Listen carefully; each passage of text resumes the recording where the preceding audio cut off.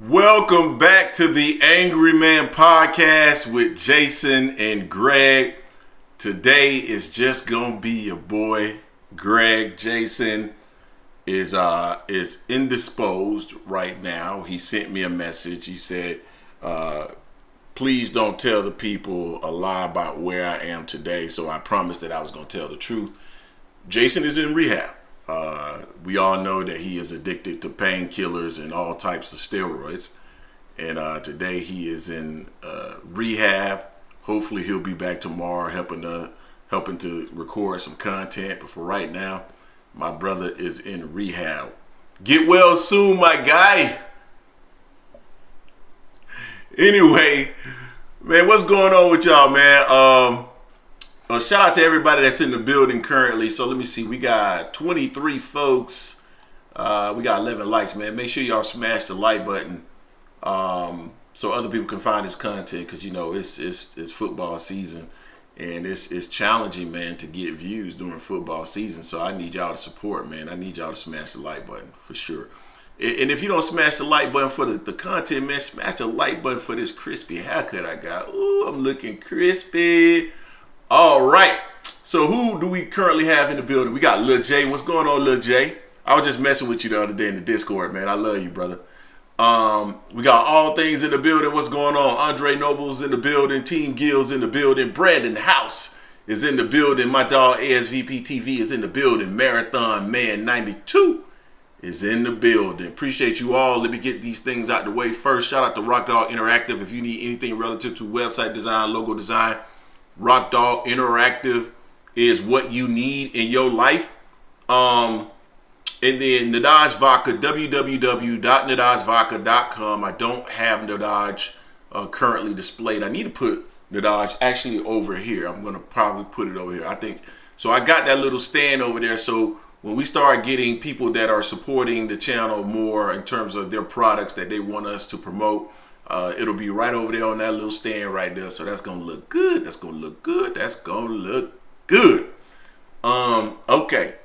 What else we got, man? 500,000, man. Shout out. Hannibal, shout out, man. What's going on? Ruben, what's going on with you, fam? I think those are all the people that I needed to shout out before we jump into the content. But one thing that I did want to do real quick is I want to test out. I told you guys 2025 was all about improvements. I don't know if you guys have recognized this, but I have a brand new camera. This camera is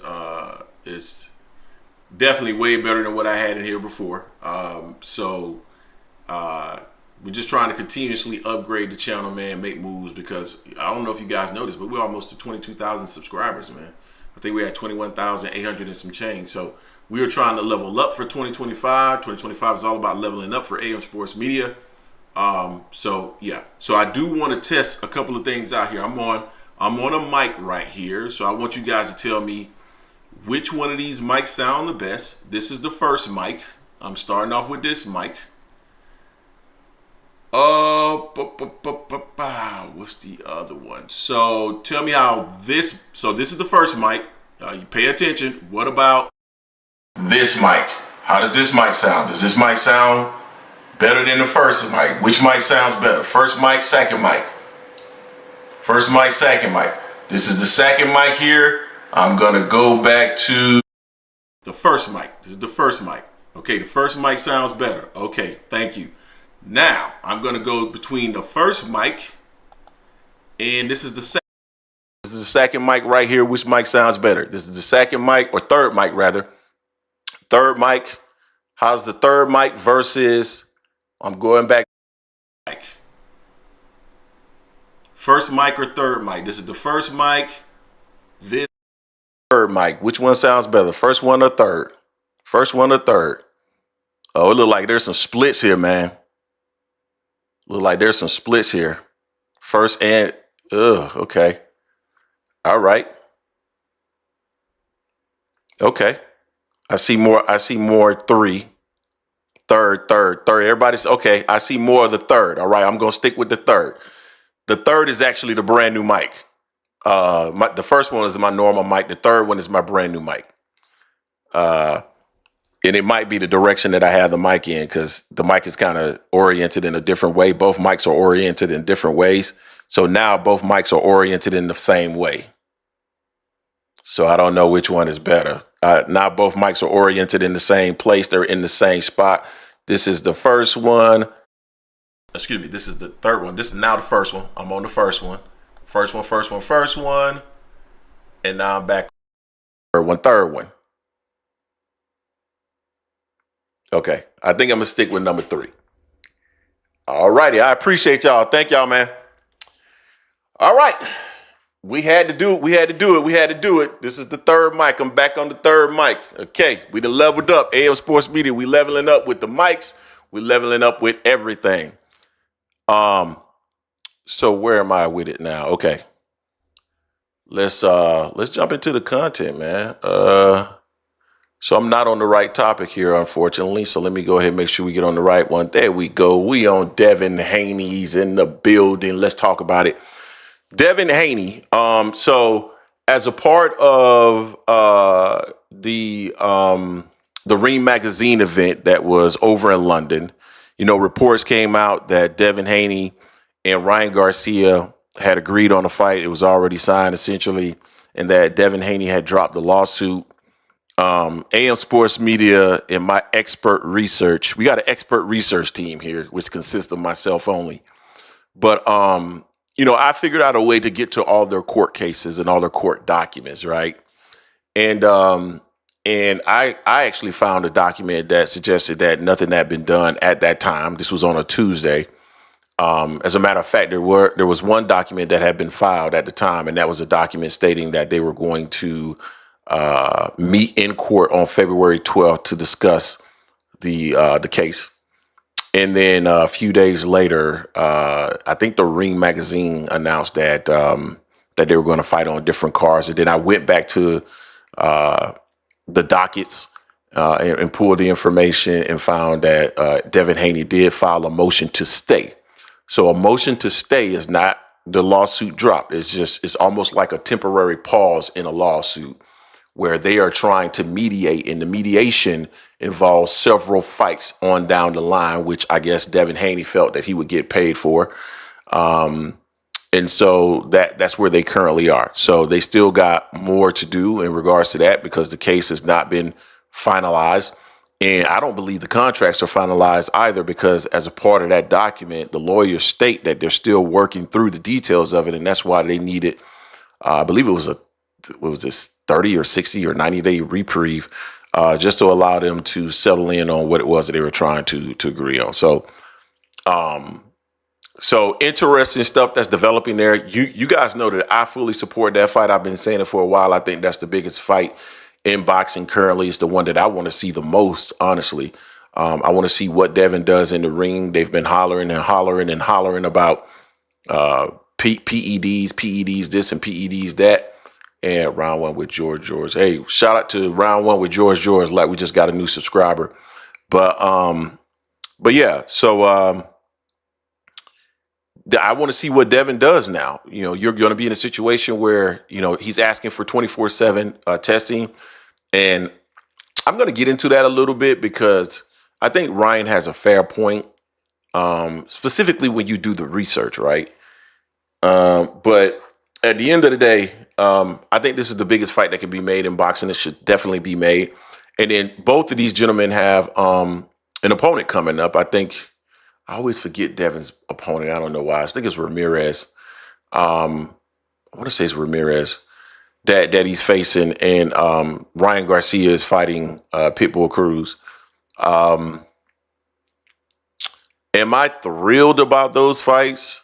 I'm not so thrilled about the Devin Haney one. I think the Pitbull Cruz one can be entertaining. Shout out to my guy Tunnel Vision. He made an interesting comment in the comment section. He said Pitbull Cruz is okay for everybody but Gervonta Davis, and he's absolutely right about that. Pitbull Cruz seems to be able to be a viable opponent for everybody outside of Gervonta Davis. So that's pretty interesting.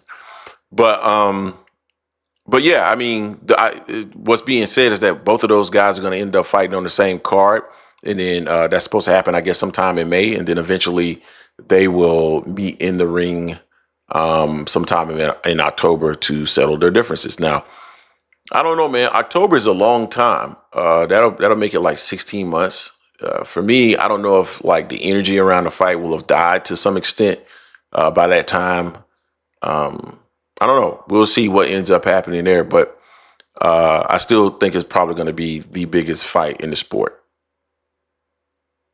I appreciate you, Kizza Media, for that, man. We trying over here, man. It's bit by bit by bit. We're gonna get better and better and better here, and so that's the plan.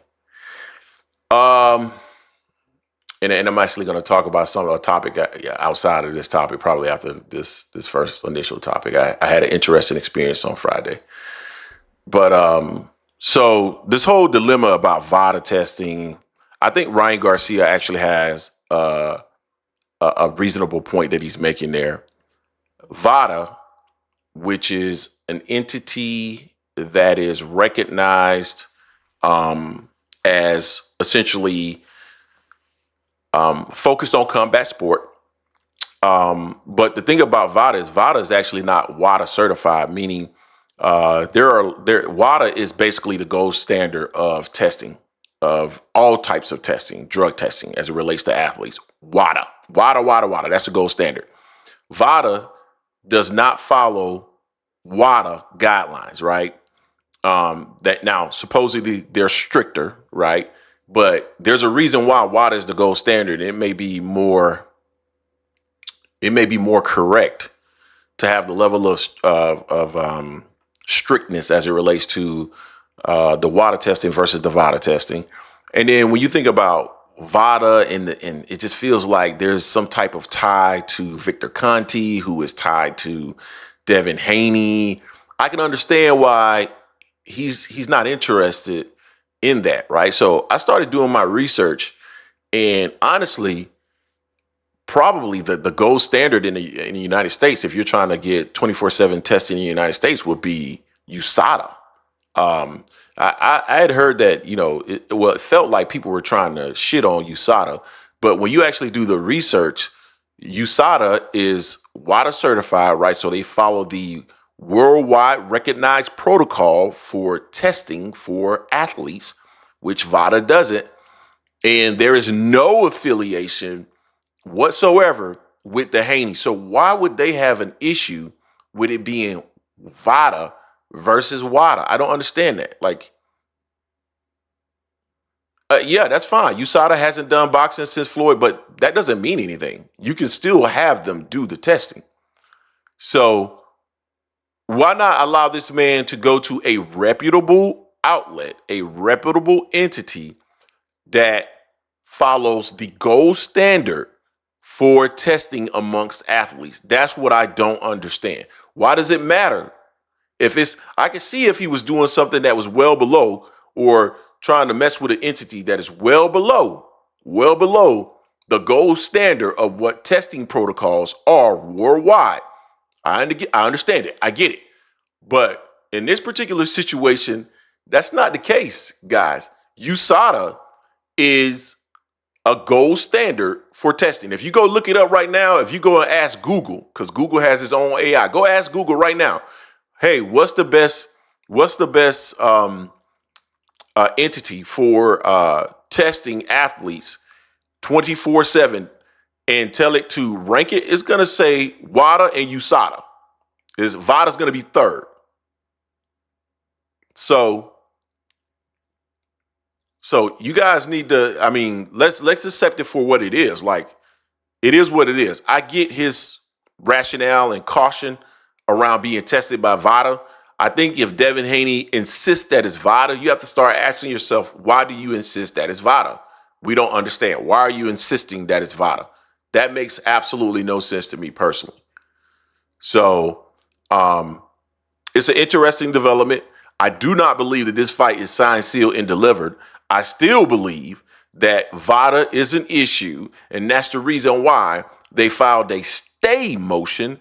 It's not dropped. It was a stay, meaning in 60, 90 days, whatever it was, that time frame, that time horizon, they can pick that case right back up and keep going down the same path they were going. So that's just a little bit of information. These people are putting out information that, you know, to me is not thorough. Part of the reason why we started the channel. Y'all don't think the same person run the VADAs. I don't know what that means. I don't know what that means. But anyway, so that's what's currently going on with that. I think we have a few more weeks before we really get, you know, some type of conclusion in regards to whether this fight is going to actually take place. But seems like it's moving in the right direction. So we're going to go ahead and switch topics here. But one thing I do want to highlight is that I set a goal. This is something new. It's an option from YouTube. It's a goal set. So it's 10 super chats. And hopefully we get to the 10 super chats. So if we get to the 10 super chats, I don't know if it shows you what the result will be, but I'll continue for an extra hour here today. So appreciate the support. Did want to highlight that before I moved on. And then something else. So what's going on with you? I gotta go to Greg. I don't know what that means. So Friday, I was driving my little ones to gymnastics, and I had just gotten off the phone with Jason. What's up? I am your leader. I had just gotten off the phone with Jason, and I looked down at my phone. You know how your phone, like in your YouTube, and it'll kind of refresh, and you'll see like what it may suggest to you. What's going on, K McFly? And it suggested Coach Malachi, True Media. I think it's True Media Sports or True Media Boxing. I can't remember right now. But yeah, I went over there and I showed him some love, monetarily and otherwise. And it was interesting to I think I had already dropped by the time he had mentioned me because I had some other things to do. But I stuck around for probably about 30, 35 minutes or something like that. And, you know, the content creator beef is so interesting to me because, you know, it's so much room for content creation and to have your own opinion. And it was interesting because I know he had some challenges with people that I'm cool with. And but we showed each other love, man. It was cool. Now the people that was in his comment section, oh man, they were shooting shots at me. Ooh, they were shooting shots. Ooh, soon as they saw that AM Sports Media logo show up in the chat, boy, they butt up. But I love it, man. I love being in the fray. I love being in situations where people have such, like I've touched you so much that you need to take the time to react to me is interesting. So shout out to him, number one, for being receptive. Shout out to the people that support his channel. It was an interesting experience. So, but yeah, man, the content creation beef, that stuff is not necessary, man. It's really not. It's enough room for everybody in the game. Enough room for everybody in the game. All right. So, with that being said, what's the next topic? Yeah, we're going to go to old Terence Bud Crawford. Terence Bud Crawford. Matter of fact, before I came on here, Crawford he was saying something. What was Crawford saying before I came on here? Hold on. Man, I've tried very hard. I'm not gonna lie, man.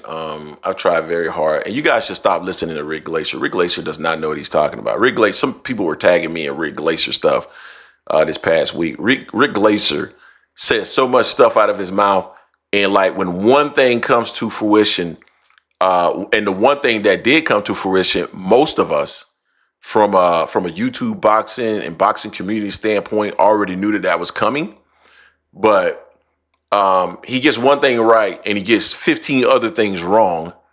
And then all of a sudden people pretend as though this guy knows what he's talking about. Rick Glacier has absolutely no idea what he's talking about. But you can listen to him if you want to. I mean, that's just my opinion. He doesn't know what he's talking about. All right. So let me go to Mr. Bud Terence Crawford, because I actually responded to a couple of things with Crawford, but we'll talk about that other thing here later. Yeah, so actually, wow, Ring Magazine reported 3 hours ago that Canelo Alvarez versus Terence Crawford is reportedly now in process of being finalized for September in Las Vegas. Fight will take place at 168 for Canelo's super middleweight world titles with no rehydration clause, according to Mike Coppinger. Man, I hope, boy, I just want to see Canelo put him in the dirt.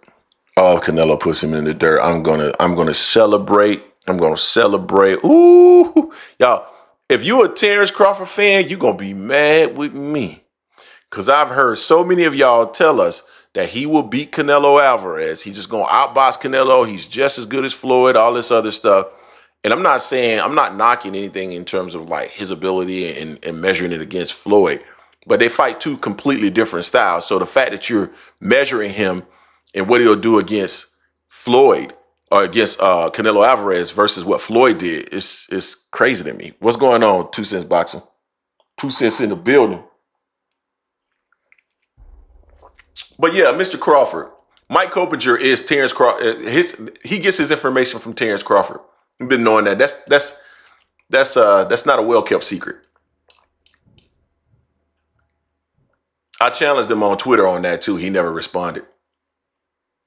We know that's where you get your information from, and that's why it's always so skewed. Terence Crawford, there's a lot of great fighters that don't get the respect from y'all, and that's crazy to me. These fighters putting their lives on the line to entertain y'all, and you people be so disrespectful. To me, that's just another way of saying, hey, the people that I know, this can't be recent, is it? Is this recent? This is, oh, this was 2 days ago. He must have pinned it.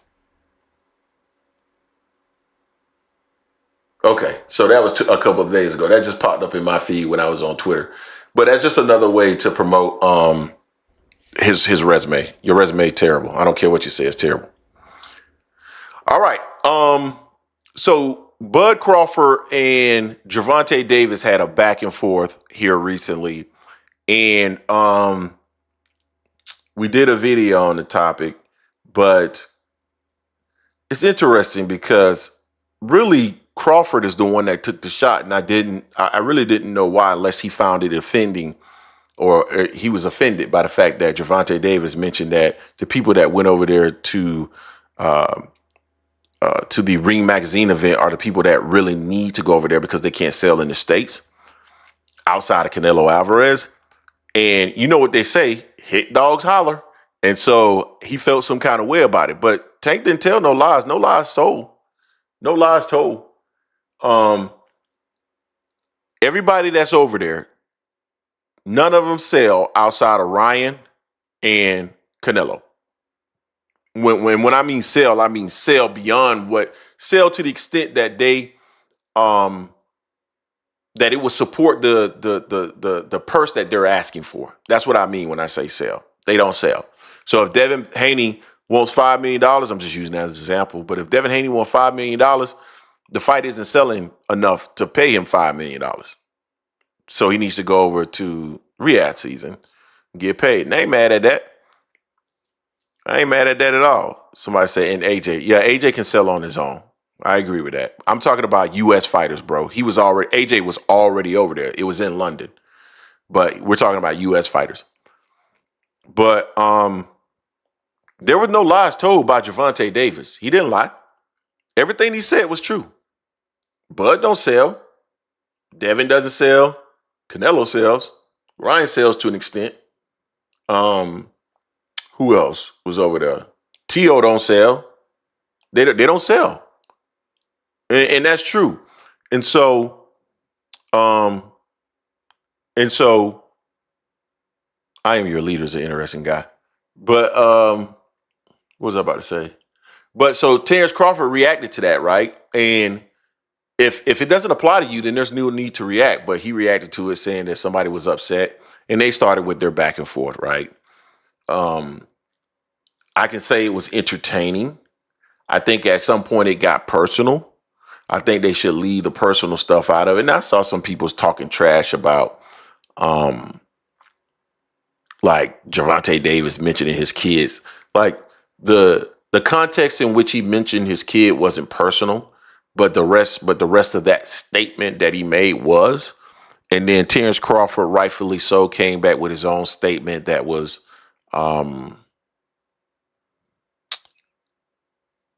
personal as well. I don't want to get into what they said back and forth. But, you know, Tank gets in a mood when he's in training camp. Training camp is tough, so he's making little comments. To me, none of the comments were necessarily directed at anyone. And I don't even believe Terence Crawford was over there, so he could have assumed that he wasn't talking about him. So I don't know why he did that. He started talking about Shakur Stevenson and the fact that Gervonta Davis is afraid of Shakur Stevenson. We'll get into that a little bit later. But ultimately, it was entertaining. I'm glad none of them started talking about threatening each other and when I finally see you and all that other stuff. I'm just glad that they didn't go there because there's really no reason for them to go there. Yeah, I'm just glad that they didn't go there. Terence Crawford needs to go his way and get knocked out by Canelo and you know, Gervonta Davis need to do his thing. I'm curious if Terence Crawford is going to have a fight in between, because he will have taken. So Crawford fights like once every 14 months, and that he's what 37. Is he 37 or will he be 37 by the time they actually fight? You got to ask yourself with the additional weight, and I don't care what kind of shape you keep yourself in. You're talking about the additional weight. You're talking about an older fighter that never fought at that weight class before. That's going to be a challenge, man. And I can't wait to see him go into the dirt. I can't. I can't wait to see that fight materialize and see him go into the dirt. Like, I didn't want the fight. I don't really think a lot of fans wanted the fight, but I think Turki Alalshikh is making it happen with the money. I think it'll sell. I don't think it's going to sell nowhere near what some people are talking about. Some people are saying 1.2 million buys. Crawford did what did he do with Israel Madrimov? He did nothing with Israel. They're not doing 1.2 million buys. I don't know. This is not a mega fight. This is a fight that was conjured up by Terence Crawford and Turki Alalshikh. There isn't the demand that people believe it is for this fight. This fight will not. It's going to do. Charlo did 650. It's going to do worse than Charlo. I've said it here. I'm saying it here first. It's not. It's going to do worse than Charlo.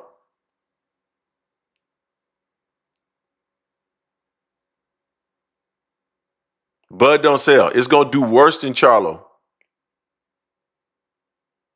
So it'll be interesting to see how that all shakes out. But I can't wait. If it ends up happening, I can't wait. You sound like the hater of all haters. Okay. Bruh, he doesn't sell, man. It ain't when is he sold? Like, y'all come in here talking about people are hating. When did he sell? Outside, Big Herm, man, you on Potter. Big Herm is on Potter. I'm telling you, man. Big Herm got to be on Potter today, man. What are you talking about?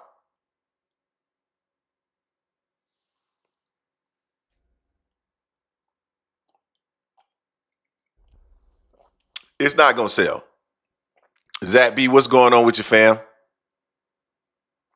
He didn't sell with the Eminem concert. That's exactly right. How the hell he going to sell? He not going. He doesn't sell. It's going to do, because Canelo's on the card, it's going to do I think it's going to do 556.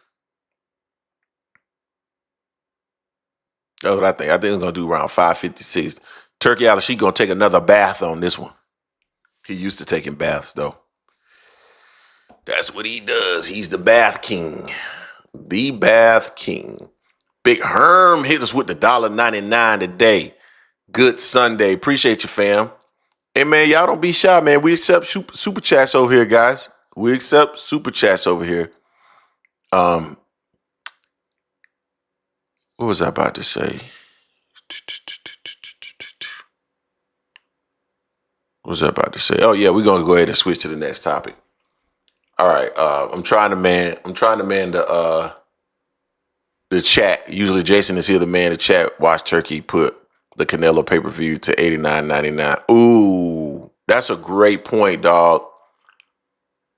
That's a great point, dog. Is he gonna put it at $89.99 or he's gonna put it at something that's more affordable so he can take more of a bath? Who is Samuel J. Forsyth talking about me? Samuel J. Forsyth, you can't be talking about moi. Wow. Boy, this kid is upset, y'all. Kid is upset.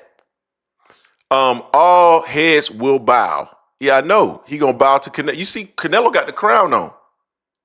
Boy, when he put this ninja in the dirt, man, I'm gonna sit here, boy. I want all you bastards. I'm saying it. I love y'all. As many of y'all I love, but I want all y'all bastards front and center on that Sunday morning, the same way we were front and center when Errol lost. Matter of fact, I was front and center. Jason came on later that day, but I was front and center early Sunday morning. I showed up to the congregation. So if your boy loses, he get put in the dirt, I need y'all to come on down. Come on down. All right. We can get back to Terence Crawford a little bit later, man. I don't feel like talking about that buster right now. I'm just joking, Terence. Don't beat me up. All right. Turki Alalshikh. I mean, I guess this is switching the topic, but it's really kind of the same thing. Now, there's been a lot of love shown to Turki Alalshikh by certain boxing fans, most notably fans that live in a world of delusion where Al Heyman and PBC have weekly meetings where they discuss Terence Crawford's career and how they can figure out a way to hold him down. I tell you, boy, some of you ninjas live in a fantasy land. But it's most of you guys that support Turki Alalshikh in his ascension. I think, there's debates out there. I heard from Tim Bradley the other day. There's debates out there whether or not, it's good for the sport in terms of one man having such power. We actually started to do a video on that topic. We're going to do it, but I want to do it after the fight is actually announced. But Turki Alalshikh has been promising us the biggest fights in the sport for at least a year and a half now. I know you guys feel like he's the new kid on the block, but he's not. He's been around since 2023, actually. And we've gotten the biggest fights we've gotten so far have been Fury versus Usyk, which, okay, it was a unification bout. I'm not knocking that, but did it really get like fight fans going? I don't think so. The next biggest was Bivol and Beterbiev or Beterbiev or however you guys want to pronounce it. Great fight. I really enjoyed it. I'm appreciative of getting the opportunity to see that fight. However, I don't believe it was a big fight. Big fights that I believe that at least people on this channel and people that, support this channel want to see are fights like Gervonta Davis and Shakur Stevenson and Devin Haney and Ryan Garcia, Canelo Alvarez versus David Benavidez, those types of fights. And don't let me leave this out, but Shakur Stevenson versus Keyshawn Davis, that's the one I would love to see that fight. That'd be an amazing fight. We need to get that fight going. Bruce Gass is in the building. What's going on with you, Bruce? Will he start to deliver on these fights in 2025? Well, it looks like he's about to get one across the finish line in Terence Crawford versus Canelo Alvarez, which I don't really think anybody really wants to see. I don't think the vast majority of people want to see. I don't think this is something that's being. I think it's fabricated, just like They Not Like Us. They Not Like Us is fabricated. It was pushed by a corporate agenda to get at Drake. I think this is the same thing. This is something that was generated by bots online from Turki Alalshikh to try to generate interest in Terence Crawford versus Canelo Alvarez. See, I can go to the conspiracy theories as well. All right. Let's see. I think we're gonna see some progress from Turki Alalshikh in 2025, to be quite honest with you. I think he's going to deliver on the Terence Crawford versus Canelo Alvarez. I think he's going to get Devin and Ryan across the finish line. But I think those are the only fights that he's going to get across the finish line. I don't believe Shakur Stevenson is going to fight Gervonta Davis in 2025. What are other? David is not going to come back down. I actually had an interview with his pops that I'm going to release tomorrow.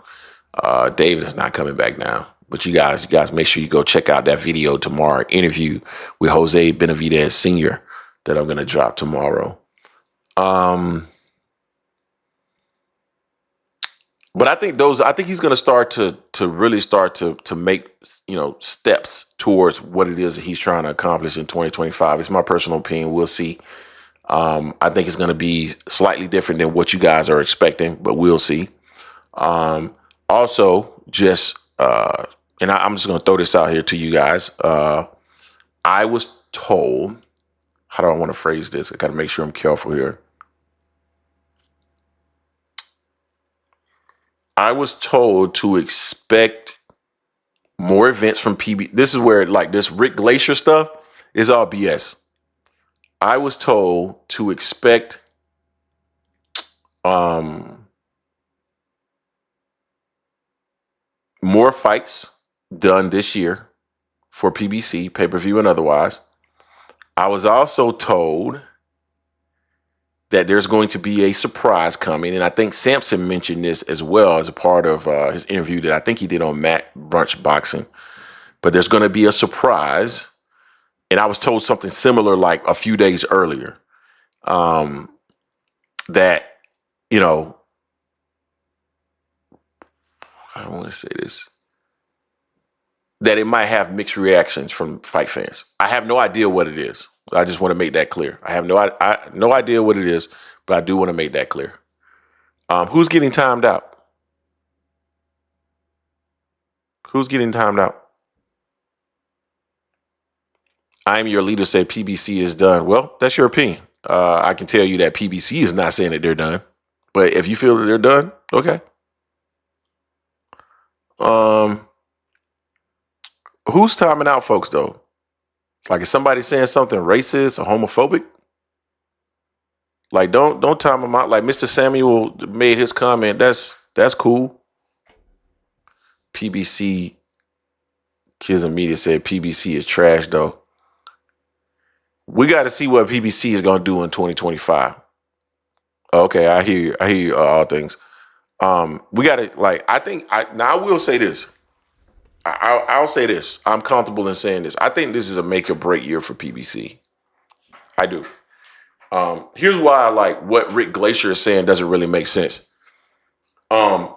So Amazon is dropping PBC after just 1 year after signing a contract with them, particularly in an environment where people are looking to, when you do research on this industry, the streaming industry, they are looking for live content. Every streamer is looking for live content. This is just stuff that I've ran across just through, my investment research. They are looking for live content. Amazon wants PBC content because live content is king in a streaming era. It is king. So everybody wants to have in their portfolio live events. So why would they sign a contract in an environment where people are looking for live events and then turn around and drop them in May? It's stupid. It's bad business. Jerry Soriano, $2. Greg on Cognac is must-see TV. Happy Sunday, amigo. Dude, there's a little bit of liquor in here, not a whole lot, and certainly not an amount that would have me acting out of character. So stop it. Stop it, please. John BX just hit us with the $5. A monopoly on any product or service is never good for the consumer, especially government funded. Boy, you right on spot with that. And John just helped me get to my goal of 10 super chats of at least $5. That's my first one. So appreciate you, fam. Thank you. Thank you so much. All right. Let's see, where are we with time, man? We have 45 minutes already. Good Lord. It's going by fast. Let me read a couple of these. No, Greg, PBC is cooked. Get over it, bro. It's okay. I would be over it if PBC is cooked. Maybe that's the comment I was going to say. They definitely got to show and prove in 2025. They got to show and prove in 2025. There's no doubt about that whatsoever. Now, do I believe what Rick Glacier said? No. Doesn't even make sense. That's why I think, like, if he had any sense, like, business-wise, the shit doesn't make any sense. And that's the reason why I'm certain that what he's saying doesn't make any sense beyond just, what I've heard. But they got to show and prove in 2025, period. Like, and that's just is what it is, right? They got with Amazon in 2024. Amazon couldn't have. Oh, yeah, that's the and that's another thing that I'm not going to say that part though. You know what? I'm not going to say that part. I'm not going to say that part. I'm going to leave that part out. But there was another statement that was made to me maybe Friday that also, like, the business aspect of it doesn't make any sense just based off what I know streamers are trying to do. And there was a comment that was made to me that I was like, well, damn, how could what Glazier's saying is true? How could that be true when this happened?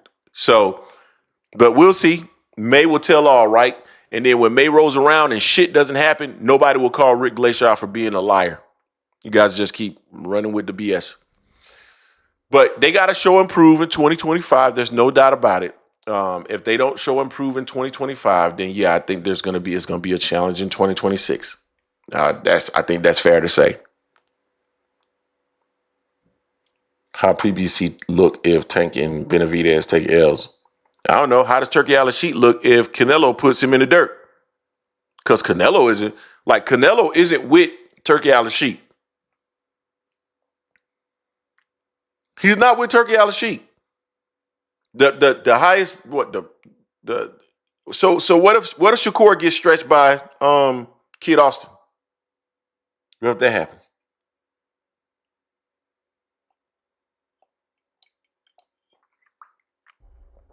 What ifs? Yeah, that's good. I'm glad he's gonna be done because then we could talk about something different other than because some of y'all come on here, y'all talk. What's up, Mr. Vegas? Man, you good? I was killing Mr. Vegas in the Discord when Texas lost. I was killing his ass. Told you, man, don't fuck with me. Anyway, let's go ahead and transition to the next topic, man.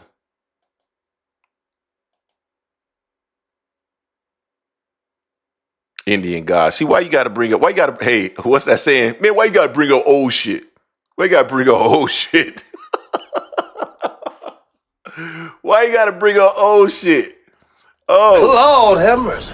The Lord is my shepherd. He know what I want. My boo in the building, y'all. LaJessica in the building. I got a bone to pick with you, LaJessica. I got a real bone to pick with you. And here's the bone that I got to pick with you. I know that you saw me on Friday when I was in that chat. And I know you saw your buddies trying to get at me. Now, you know that you my boo, yet you didn't even try to help me fight enough. You didn't try to even help fight them boys off me. You just let them get at me. And I know you saw me in there. You ain't right for that. You ain't right for that. I just wanted you to know that. A boon. No, a bone. A bone. A bone. What is a boon? A bone. She sat there, man, they were attacking me. I was just sitting there, I'm like, I know LaJessica gonna jump in there. She gonna help me out. Nope. I know she the #1 Bud fan of all time, but still, you supposed to jump in there and help me. Man, oh goodness. Here we go in there, man, spreading false narratives. So again, J. Ross, Level Up Boxing TV. When that doesn't occur, are you gonna come back in here and say that Rick Glacier is a dumbass and he don't know what he's doing? Are you gonna do that?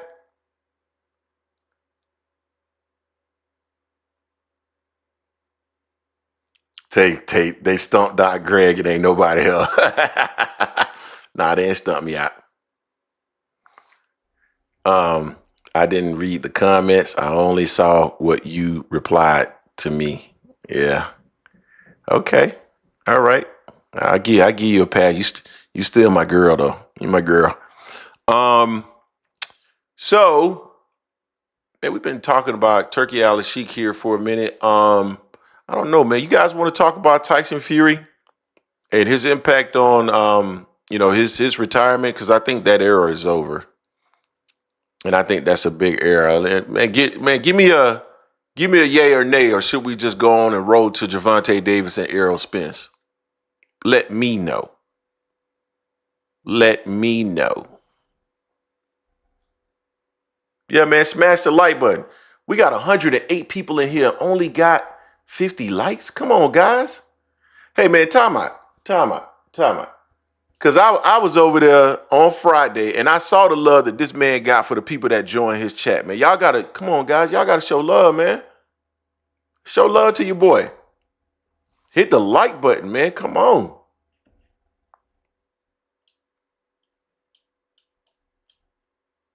Smash the like button. There we go. Smash the like button. Need y'all get the likes up, man. Come on, man. Support the channel, support the grind. Get the likes up, man.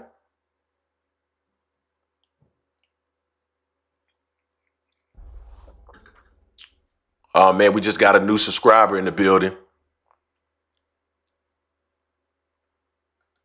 Appreciate you, fam. Thank you for subscribing. All right.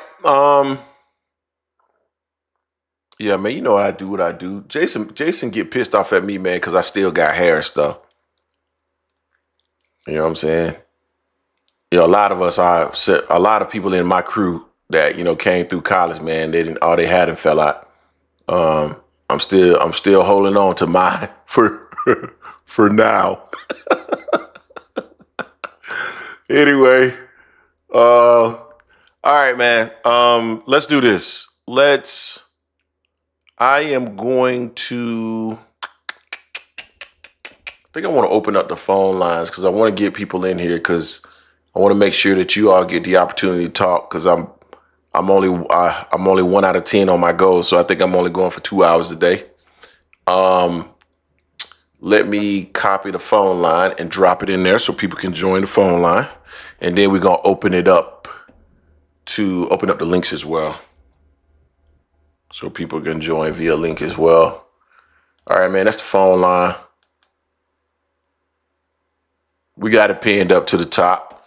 So if y'all ready to start calling in, we can. And I'm trying to decide on whether or not I'm gonna take a quick break right now. Oh yeah, I think I'm gonna take a quick break, and I'll be back. Give me like 90 seconds. Let's see. Bring the interlude up. I will be back, and we'll start in like 60 seconds or so. All right.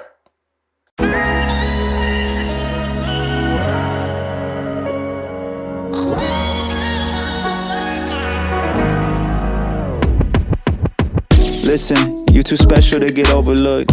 If you were first class, you'd get overbooked. Don't let them take away your shine, girl, you got me shook. Cause I can see the way you grind, that's a good look. She said she like my tattoos, I said I like them too. Do you got any tats? She said yeah, I got a few. Then she pulls her pants down and says, this one's brand new, tell me what you think. I said, that's a good view.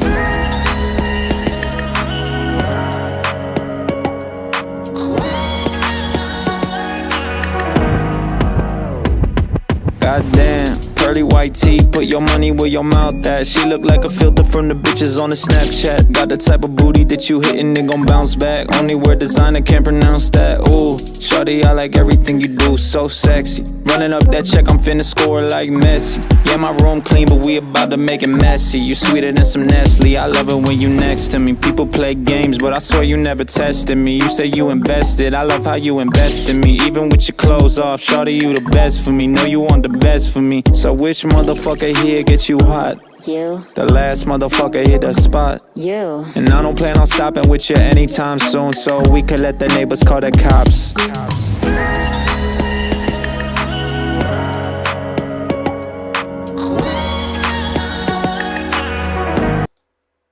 All right, I'm back. And I think we got somebody on the phone line, so let's go ahead and let's admit 206, what's going on with you, fam? You already know what it is, Ben. Oh, fuck. You already know what it is. Man, what's up, man? Man, why you hate so hard? Why you hate so hard, bro? I don't know what you're talking about. You know exactly who and what I'm talking about. Why you hate so hard, man? What are you talking I got about? something for you because you talk. I think you was talking too fast and you slipped up, bro. So I slipped up? Okay. I got a question before I go in. You told me, if I'm not mistaken, Terence Crawford does not get any credit because he was not the headliner between him and Errol Spence. Errol Spence was the big dog, correct? Okay. That's what you told me? Yeah. I didn't say he didn't get any credit, but I said, he doesn't get the claim. He doesn't get the claim 7,000. Yeah, correct. He doesn't get. Okay. So between Ryan and Tank, who's the bigger name? Who's the bigger headline? Gervonta Davis. Huh? Gervonta Davis. Gervonta Davis is. And how many pay-per-views have Ryan Garcia had? Prior to what? Since when? Huh? In general, altogether, how many pay-per-views have Ryan Garcia had? I guess one. One. Oh, and he was the headline of that one that did so massive numbers. But you just sat here and said Ryan sells and Bud doesn't sell. But Ryan's only pay-per-view was tied to a name in Gervonta Tank Davis. But he can't get no credit for that, right? Because you just told me Bud couldn't get no credit for Errol, but Ryan can give credit for Tank. Yeah. Make it make sense. Make it No. Angry man, Greg. Oh, Jesus Christ. I said that you can't come on there and claim 700,000 buys if you're not the headliner. You can't claim that. But, of course, every fighter plays a part in driving the sales. What are you talking about? You just can't claim the 700,000 as your own without being the headliner. So hold on. So back to what I was saying when I first said it. So when I tell you that Errol's biggest card was with Bud, okay. This was Bud's biggest cards with Errol. And you don't want to give Bud no credit. You always wanted to give the credit to all Errol, and Bud don't sell, and Bud this and Bud that. So no, look. So can I respond? If this is the fight that you had, and he's the biggest one you sold. If that's the case, Sean Porter should have been bigger, right? If that's the case, Ugas should have been bigger. It should have been bigger than Terence Crawford to go on the sale. Can I respond? Unification, right? Can I respond? Go ahead. So, I would say that Top Rank did a masterful job at tying his name to Errol Spence's name. And with the anticipation of that fight finally taking place, it sold. There's no knock about it. Or I'm not knocking Terence Crawford. They did a masterful job in tying his name to Errol Spence's name so that it created a buzz and a hype. However, if you look at Terence Crawford and Errol Spence prior to that, Terence Crawford was probably selling about a third of what Errol Spence was selling. So no, he wasn't the driver of the sales. It was still Errol. So Errol gets the credit for the 700,000. Now, did Terence Crawford play a part in it? Yes, but you can't claim Terence Crawford as selling. He sold 700,000 pay-per-view buys. No, he didn't. Because he wasn't the headliner. That's all I'm talking about. Now, I think Ryan sells because he was a part of an event that did 1.2 million buys. So do I think he sells to an extent? Yeah. Do I think he sells like Tank, or is he the face? No. There's two different things. What prior proof do you have to that, though, that Ryan is a seller, other than him being a social media head and local and casuals know about him? So what proof do you have that Ryan's a seller? 1.2 million buys that he can participate in a fight that will sell. That you are not the face of boxing of. Okay. What is your point? My point is, you're sitting here trying to use his social media standpoint as a reason why, that could be. Okay. On social media. Time out. When he's only had one fight that was one of the biggest names of boxing. Okay, but you don't want to use that what you do, but Terence gives no credit. When he sold, he was on pay-per-view before Errol. Yes, he might not have sold as much as Errol, but he was on pay-per-view. AKA, he was selling no matter what. Ryan had zero. All right, Ryan had zero before okay. Tank. All right, hold on, band up. For those of you who are in the crowd or in the chat currently, did I or did I not preference my statement by saying that they do not sell to the extent that they are requiring a purse, their purse. That is exactly what I said. They are not selling to the extent that they are requiring a certain purse. So I literally said on the video that they all sell, but they don't sell like they're asking for in terms of their money. Those are two different things.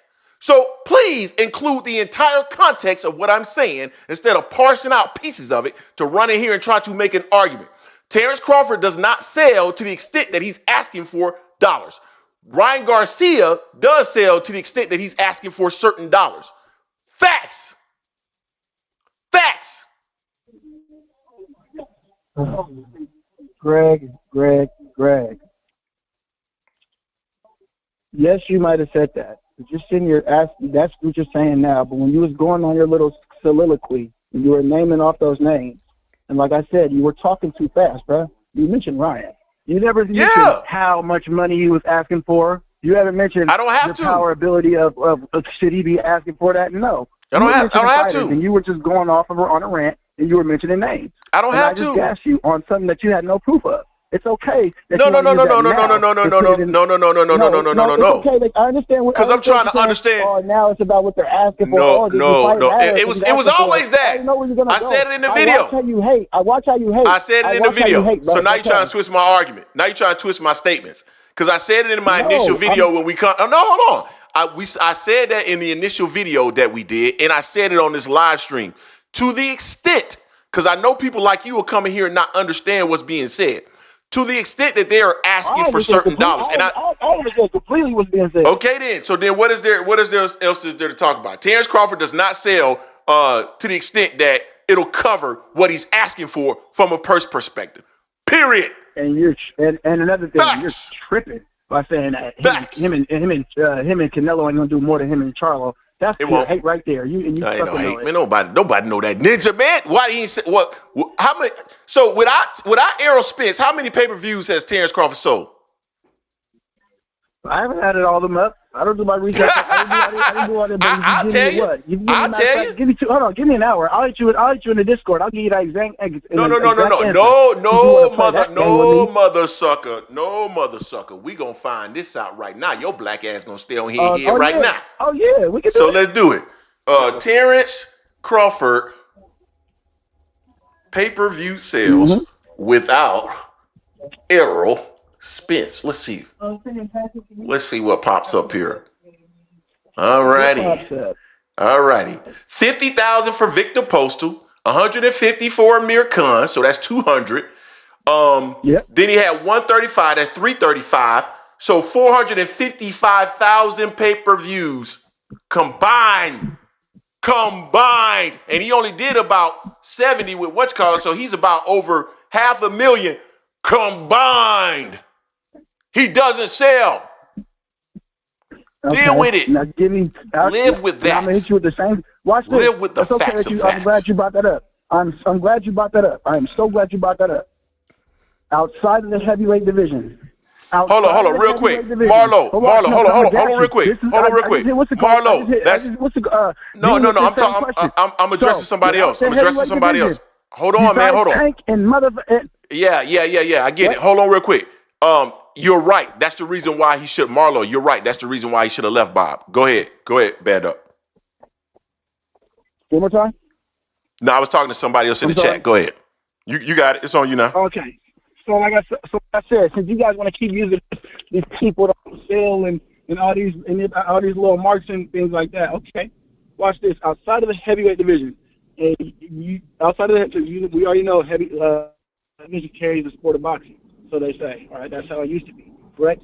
Okay then. So outside of the heavyweight division, Tank and Canelo are the big faces of boxing. You can't give me 5 people that sells more than Bud, other than Spence. Who are the 2 people you named?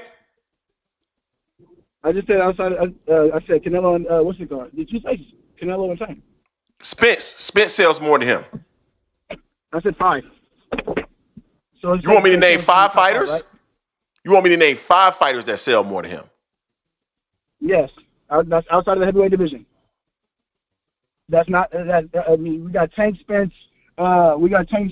Errol You said who else? So Canelo does, Errol does. Man, Terence Crawford has been around longer, man. Like he's on par with like Devin Haney. Like he's on par with Devin Haney. Come on now. He is on par with Devin Haney. Keep going. Because this is where the facts is gonna kick your ass. It ain't. Where's the facts kicking my ass? He doesn't sell. What are you talking about? He doesn't sell. Bro, you guys look at two fighters and be like, oh, out of these two or three fighters, he don't sell, but he's in the top 5 of sales outside of the heavyweight division. That don't make sense to Bud fans at all. Yeah, I mean, nothing makes sense to y'all other than nut hugging him. That's all. That's the only thing that makes sense to you. No, it's the hate that you guys put on. You guys hate it so potent. It's crazy. You guys could sell that shit in the fucking store. That's how much hate you got, Greg. It's okay. So what did I say? Okay. Name what I said is hate. Greg. Name what I said that was hate. Name something that I said on here to say. And it was worse. You got so much hate for Bud. You be pouring something to Jason. I thought Jason was just as much as a hater as you was until like last week. And when Jason said some stuff that was actually cool, but you got 100% hate. You want this man to be put in the dirt. And when it doesn't happen, I really want to know what you're gonna say after that. But you gonna ride that boots train again? You gonna ride that boots train again? No. I'll come right in. I'll come right in here and say, man, Terence Crawford is one of the greatest fighters in history. I'll come right in here and say Terence Crawford is one of the greatest fighters in history. Because you're gonna turn around and say, well, now you gotta fight Jordan Boots Ennis. No. I'm not gonna say that. Listen, here's the difference between me and like one of you, like your leader, Jerry Soriano, because Jerry doesn't admit anything being wrong, and it was actually Jerry's more of a right hand man. He ain't the leader. He's more of a right hand man. We gas. He your leader. You come in there, go Jerry, go Jerry, go Jerry. I like Jerry. Okay, I do. Okay, so now, I don't have a problem with admitting. I heard Jerry come on here and tell us, I'm a leader of men. Jerry, I'm a leader of men. Listen. When you're a leader of men, you should always admit when you are in error, right? Because when you don't, those people that follow you, they know when you're wrong. And when you continue down the same path and say something that is clearly wrong, you just look like a fool. So I never have a problem with admitting that I'm wrong because there's no man that can always get it right. So I have no problem with coming on here and admitting that Terence Crawford is one of the greatest fighters in history if he comes on. But if he gets put in the dirt, I want you to come on here and say everything that you said, Greg, was right, and he just caught Errol Spence off on a bad day. Will you do that? You said because he loses to Canelo, you want me to then go back and say because Errol had a bad day, that's why it happened? Yeah, he's not that good. He hasn't really beat. I'll tell you what. Hold on. For one, I'll come up if he loses. I'll come up here and tell you about the Canelo thing. But you got no because so if he loses, when I sit here and tell him, look, your boy got his ass beat so bad, nobody's gonna sit here and tell me what can he do in the ring with his 2 fists to improve against Crawford because he got beat so much. Ooh, you about to make me start cussing? He got beat so bad. Angry. You guys won't even give me answers. You guys are gonna be like, oh, he was juiced up. Oh, Spence wasn't. Really won't give me no real answers on when that bell rings. What's gonna happen to that man? What's he gonna do different? Because Bud was clearly the better southpaw and was clearly out punching him and was clearly out powering him and was clearly beating on him. So what's all that stuff? Because he was a lunch hard hat, pale Tim Duncan, all that stuff you guys are talking about. I told you I ain't heard what would you like to call him? I ain't heard no man down, no none of that since Errol. So I'm curious, what is all this stuff that you guys had before the fight? What is he gonna do now, brother? You've never heard anybody on this platform say that Terence Crawford was juiced up. I just want to make that clear because you went on a whole soliloquy, as you so eloquently stated. I'm talking about your tattoo. Not two. No, hold on. Not two, because we never said it in general. We never said anything about Terence Crawford being on anything because I don't believe that. So with that being said, if he gets smoked, because we've been talking about his resume for a while, and I don't think his resume is that good. If he gets smoked, I want you to come on here because you were one of the main nut huggers talking about how he going to beat Canelo. If he gets smoked, I want you to come on here and say, you know what? I was wrong. You know what? Crawford's not as good as I thought he was. Will you say that? I wouldn't. I'm not going to say he's not as good as I thought he was. If he loses, I will definitely come up here and give you all your respect. No. Let me tell you what you're going to do, Band Up. Let me tell you what you're going to do. You're going to come in here and you're going to make excuses. And if he loses, you're going to make excuses. And I'm going to tell you where he should have did right. Bullshit. You're going to come in here and make excuses. You're going to come in here and make goddamn excuses. You're going to make excuses why I got put in the dirt and I don't want to hear it. The thing about it, this is what you're not understanding. The same thing I'm asking you guys to give me from Spence is what I'm going to give to you, bro. I'm going to tell you where I'm wrong, and I'm going to tell you what he could have did better. You guys aren't telling me what the man could have did better. You guys are giving me excuses of what happened. Why are we still talking about that? Are they fighting? You keep bringing up, you brought up Spence first. I ain't bring up nothing. Any on your title screen? Any on your title screen? Hey, man, look, but there go my boy right there. I am your leader, man. I am your leader. I'm starting to like you, man. I'm starting to like your ass. There's a lot of people don't like you, but I'm starting to like you. I am your leader. Just hit me with the $10. Appreciate you, fam. Bud is great, but Canelo is breaking his face. I can't wait. Oh, it's dirt time. It's time for me to celebrate. I'm talking to you and your chat, but it's all right. You know what I mean? I gotta. One more time? I didn't say nothing. Go ahead. Yeah, but it's all right, though. Like I said, man, we know what's really going to happen. You know what I mean? The rubber's going to hit the road. I'm not scared to come up here and tell you if my guy lost. I am not. But I do not see that man losing. He's not going to lose. Not this fight, at least. Not this fight, at least. It's not happening. So what is Crawford going to do to beat him? What is Crawford going to do to beat him? So what? What is Crawford going to do to beat him? Crawford is going to be faster to the punch with him. He's not going to get hit with as many shots as people are going to think. I don't know why Canelo thinks he's not going to move around because Terence clearly adjusting on the fly. So if his power is at all an issue, Terence is going to show that athleticism that Derek James was talking about that he had so much of. All that is athleticism. He's going to show that. And he's going to put on a class and punch Canelo's face in. Canelo's not going to be fast enough to keep up with my boy. And you know what's crazy? You know what's really crazy? I went back. I turned the sound. I went back last night. I turned the sound off and everything because I was there in person. But, you know what I mean? I wanted to see it up close again. I watched the Najimov fight, and everybody was really concerned about how Terence Crawford would carry extra weight. You know what I mean? He didn't really carry that weight bad. He didn't, you know what I mean? He was still moving good. He was still moving really good in there. So I'm not really too concerned about him moving up and carrying the extra pound at that weight class that he's talking about. Man, if you say so, man. All I know is if it's September Cinco de Mayo weekend, it's dirt nap time. Hey, and like I said, if I'm wrong, I want you to say the video, run it back, roll the tape on me and all that, bro. Because I'm 100% stand on what I say. Hey, man. All I know is that once it all hits the fan, if it's on, it's dirt nap time, brother. It's dirt nap time. All right, man. Salute A Podcast. Salute Jason and Greg. I don't know. Salute my brother. Jason's at, but I know the hater Greg is right here. You know. No. He's in rehab. Thank you for He's in rehab. Jason's in rehab. Just so you're aware, he's in rehab. All right, man. All right, catch up with you, man. Peace. Man, that was my boy Band Up, man. We go at it, but that's still my guy. All right. So I'm gonna go ahead and I'm gonna drop the link. We got 2 more topics. Somebody join me? Like somebody join. Oh, we got a few people that join. So I'm gonna have both of them join. I already know who one of y'all is. One of y'all, my boy, ASVP TV. 609, who are you? This is Terence. What's up, bro? Oh, my dude, man. What's going on, fam? What's up, man? What's going on? I'm chilling, man. I know you about to come in here and talk crazy. Nah, man, I ain't gonna talk crazy. You ain't say nothing too crazy, but yeah. I just wanted to touch on. I can't believe you brought up these numbers. Didn't Devin Haney's dad told you exactly how these numbers work?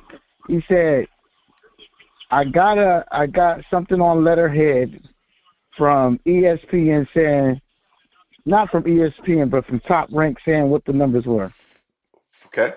What does that prove, Greg, when these guys send you a letterhead from a PBC who they don't have to, no one's accountable, PBC or in that case Top Rank is lying about the numbers. So you tell me you said that Ryan did $1 million. What proof do you have? Who told you it was $1 million? Where did you get this proof from?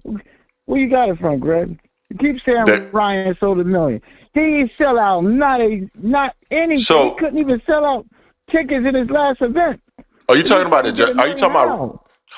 Ryan and 300 before that? Hold up. I got. I'm trying to ask you a question. Where do you get the numbers from? Can I ask you a question? So you're saying that you have an issue with the 1.2 million that I'm quoting for Gervonta Davis? I do. Absolutely. Okay, so what is an issue with it? Okay. Those numbers been announced. All right. So what would be an acceptable? Who would be someone that would be acceptable in terms of announcing that they did that? Are you talking about like the network saying how much they did? Yes, the people that if they lie, they could go to jail. Those people. Okay. But so you're talking about like one of so you're talking about the network. So you're talking about the network, right? Yeah, someone that has investors. The place where you can invest in, you can buy shares of the company. Those places where they can't lie. Yes. Okay. So Paramount, as a part of their Q2, they actually referenced the fight as being one of the major drivers of their revenue. No, they're not going to say what was it. They don't do that, dog. They don't care. Listen, I'm not trying to hear that, but Greg, stop. I'm not trying to hear that. Stop. Greg, I'm not trying to hear that. Bro, you got to stop, man. You got to listen.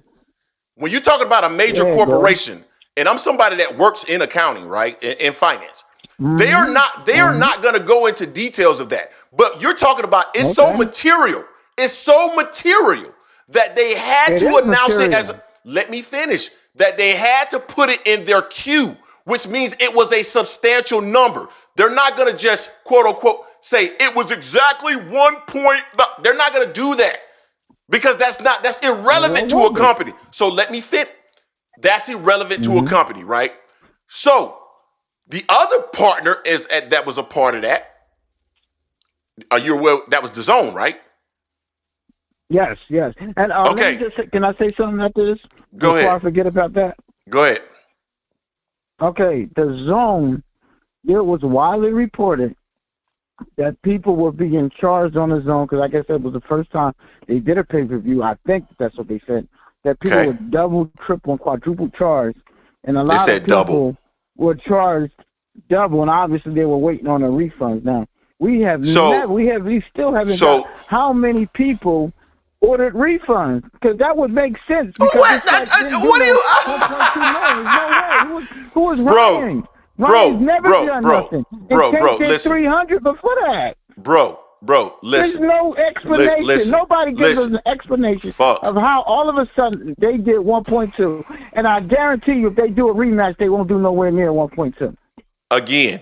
But why they didn't do a rematch right away? Y'all did 1.2. Listen. You would have jumped on a rematch right away. Terence, Come on, Greg. Bro, listen. Ain't do no 1.2. If you just want to live in your fantasy land, that everything has to be validated to the point where they're literally rolling out how many this is how many we sold and then how many we refunded and da. Then that's why every fucking fucking pay. Rematch, Greg, right away. They did 1.2. Why they ain't try to get that light in the bottle right away? Both of them did the biggest numbers of the year. I mean, who did those numbers? Why they ain't do a rematch, Greg? So Canelo Alvarez, dog, are you just gonna keep talking or are you gonna let me respond? No, go ahead. Yeah, go ahead. So you're asking for why didn't they do a rematch? Well, Mike Tyson versus Evander Holyfield 1 did amazing numbers. Did they have an immediate? That might not be a good one. But Canelo Alvarez versus Triple G1 did amazing numbers. They didn't have an immediate rematch. Let me know when I can respond. But go ahead. Yeah, they didn't. There's a lot of fights that don't have immediate rematches because you want to build the fight back up. There are a lot of fights that don't have that. Now, let me finish what I was saying. There's not going to be an entire account of pay-per-views to satisfy fucking Terence. There's never been that. There's never been that. There's never going to be that. They don't even do that when you have publicly traded companies. They're not going to do that. But it's so substantial that they had. Do you understand that Paramount is a $1 billion company, and they had an event that was so significant they had to call it out as a part of their queue? You don't understand how significant that is. Clearly. So just because they didn't give an exact number, a $1 billion company that had an event that was so material that it altered their P&L, that they had to call it out as a part of their queue, it was a significant number. That is it. That is done. Everything else you said is bullshit. Now go ahead. Okay, but do you admit what I'm saying, that a lot of people were asking for refunds? I'm just curious if you're gonna be honest here. I know that there was some double billing for sure. But do you think that they double billed to the point where it was like they doubled the actual sale, or quadruple or triple the sales? I'm asking you, Greg. How do you know they didn't? How do you know? Because I'm gonna tell you why. Because if that was the case, it wouldn't have been significant enough to ever show up on Paramount's queue. That's how. Well, refunds. Terrence, let me ask you a question. If you have right now sitting in your bank account, I'm just gonna use that as example, $10,000. Is it significant to you if I put $10 in it? Is that something that you gonna go tell anybody? No. Okay. No, okay. Hold on. But if I came to your account and I said, and I put in $5,000, that's a significant amount based off of what you currently have in your account.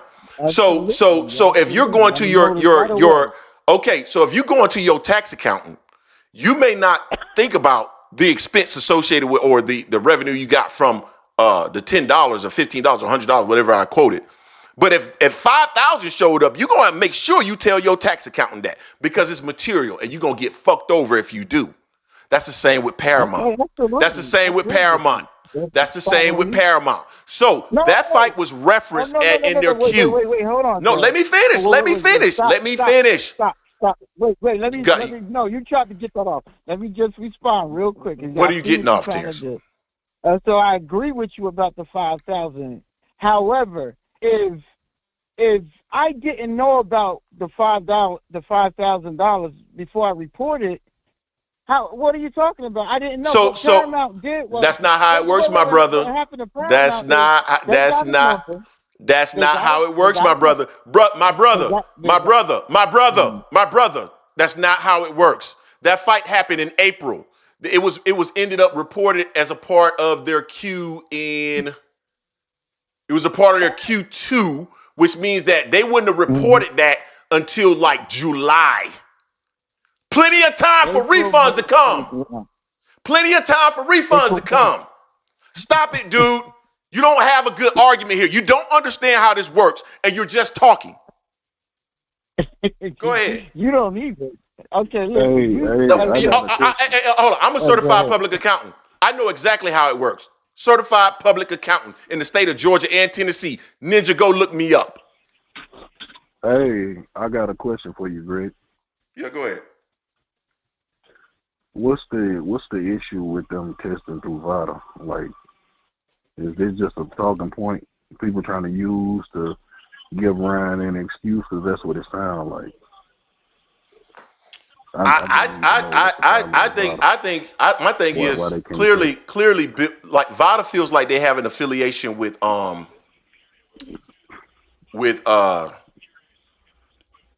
Bill Haney and Devin Haney, and I think that's the reason why. But why is it such a big deal to then use someone else that's just disqualified? They do use them for them testing, right?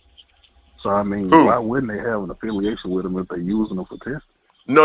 I'm talking about your boy Victor Conti, and Victor Conti is also doing Snack, who they're also working with. It feels like it's all connected. Wait. Snack and VADA is two different things, man. We understand that, but dog, there's still a perception, and the perception is the reality. So when there is a perception, why isn't it that this man can't just go, okay, I feel like this. It may not be true, but I feel like this. So I want to go to this outfit that is just as qualified to do it, that I know that there's no affiliation. Why is that an issue? Well, this is my thing right here. VADA, they not even doing the testing. What they do is collect their samples, and they deliver them to WADA. WADA does the testing. So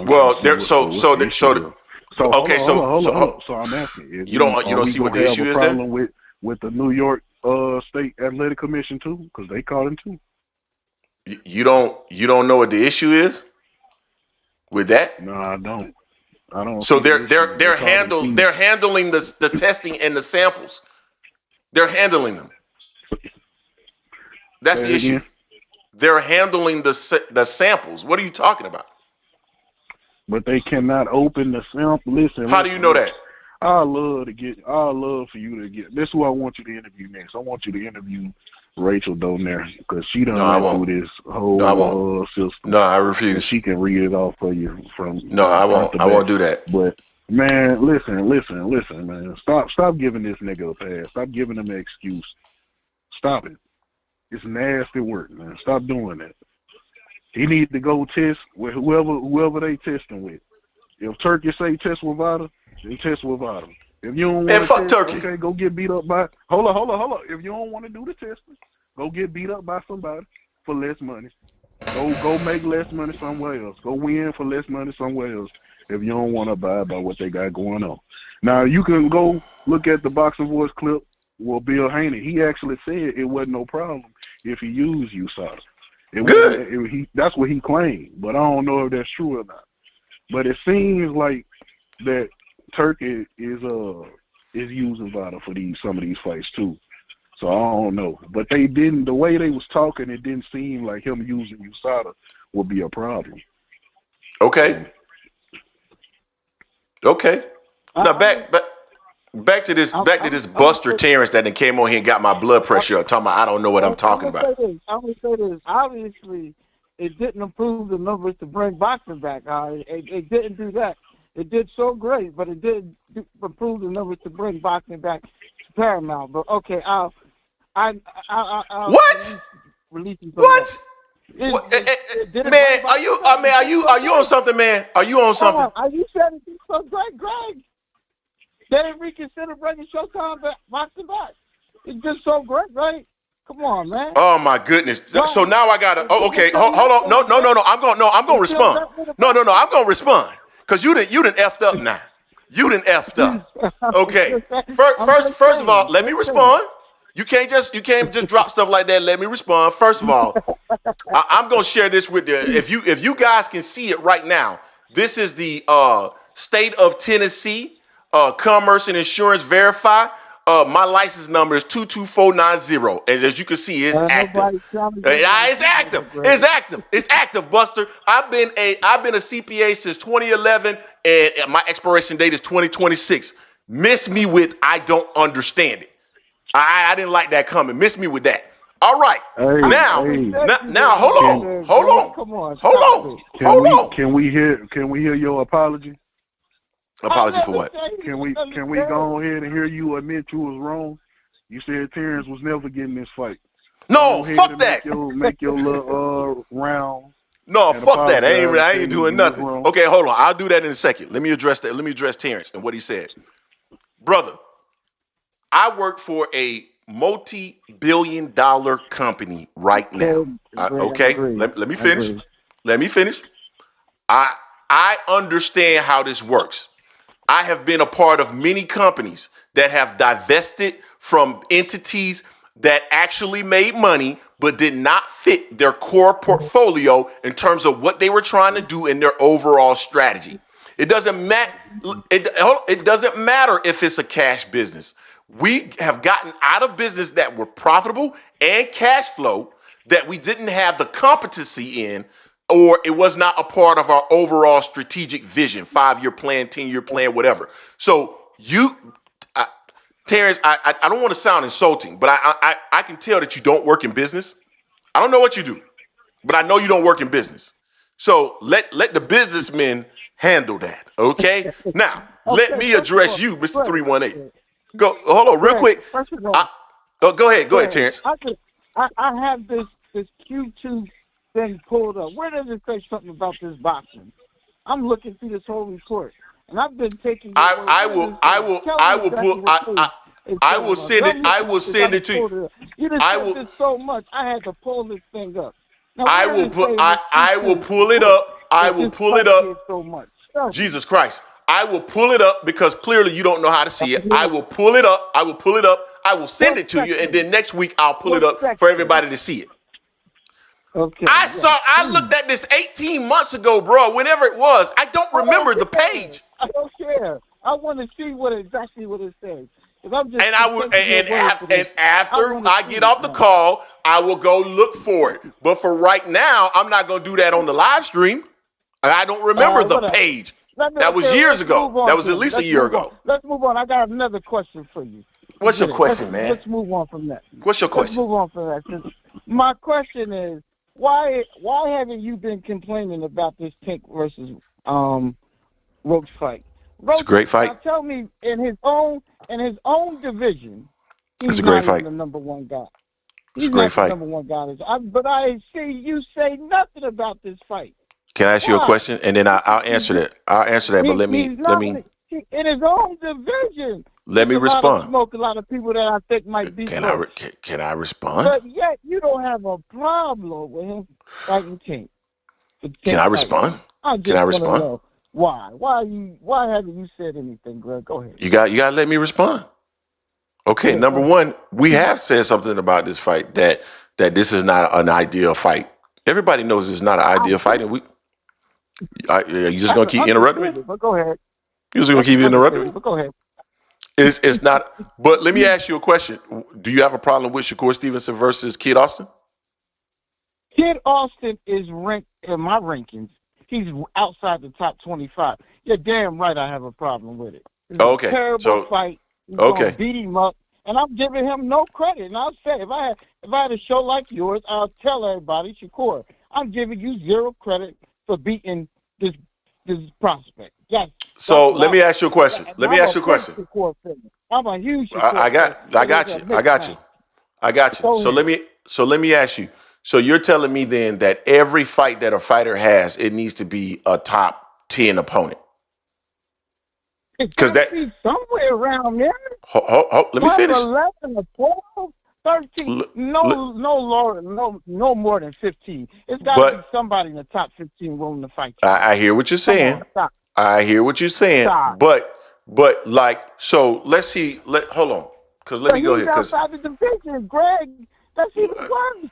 He's outside the division. He can't fight nobody at 135. So this is what's so interesting about. This is what's so interesting about what you're saying, right? Give him some names that he could have fought. You want me to give? Let me finish.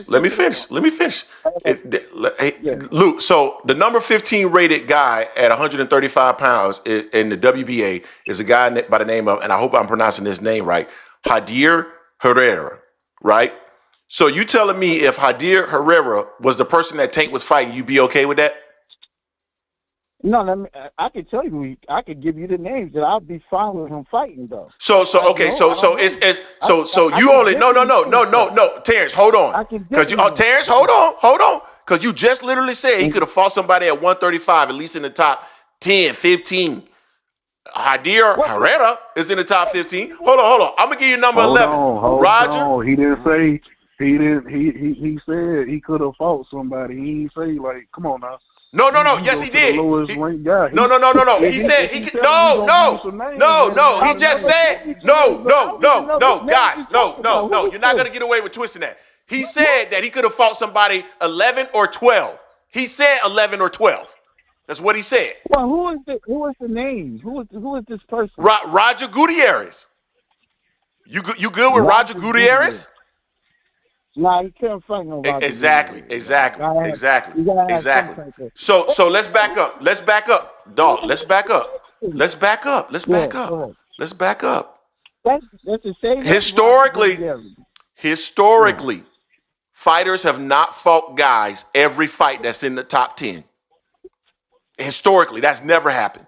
That's why I don't have a problem with Shakur fighting Kid Austin. You don't fight a top 10, top 5 opponent every fucking fight. That's not how it works. And it's never worked like that. So let's stop kill the noise, man. Wait, hold on. He got Of course, you don't. He got a. Well, Shakur don't have a $200 million. What he say? $200 million deal, 7-fight deal. So for $23 million, he's fighting. Oh man, stop, bro. Your deal don't matter. Your deal don't matter. Your deal don't matter. Everybody's had deals. Everybody's had deals. Stop it. Everybody had deals. It just don't matter. Tank got the money, man. He ain't gonna fight no 50-50 fight. Man, damn, you a hater. Boy, you a hater. Both of y'all hater. Hating that. Hey, man, can we get somebody to call in that's not haters? You okay with seeing that fight is the problem. I'm okay with both. I'm okay with both. See, I'm consistent. I'm consistent. I don't have a problem with you not being okay with both. You taking somebody from another division who's not even the top person in that division. This is crazy, Greg. But all right. I mean, I thought you were gonna be honest today. I have been honest. I'm consistent. You are consistent in what you're saying. I'm consistent in what I'm saying. We just see it differently. Among PBC lovers, man. Man, if you don't shut your Terence Crawford nut-hugging ass up, you ain't said nothing true that's related to Terence Crawford yet. He got the fight, didn't it? Oh yeah, let me apologize for that. Let me apologize for that. I want to take the time to say that I was wrong that Terence Crawford wasn't going to get the fight. Turki Alalshikh came over and made a deal. Well, I can't. He cut me off, so I can't say it. On to the next. Go ahead and apologize. I'm sorry. No, on to the next. It's over with now. The moment has passed. Please apologize. No. Hey, man, I don't listen. I don't have a problem with getting it wrong. It was Turki Alalshikh came in and made an. If Turki Alalshikh wasn't involved, this fight would never happen because it wouldn't generate enough. So shout out to Turki Alalshikh for taking the bath for his homeboy Terence Crawford. Terence Crawford has found a benefactor, a zaddy, if you will, to put him in a position where he can make a lot of money. And so I can't knock it, man. It is what it is. So I was wrong. So but hold on. Let me finish. You asked for it. Let me finish. Let me finish. So let me point I was wrong. Let me finish. You can tell me where I was hating.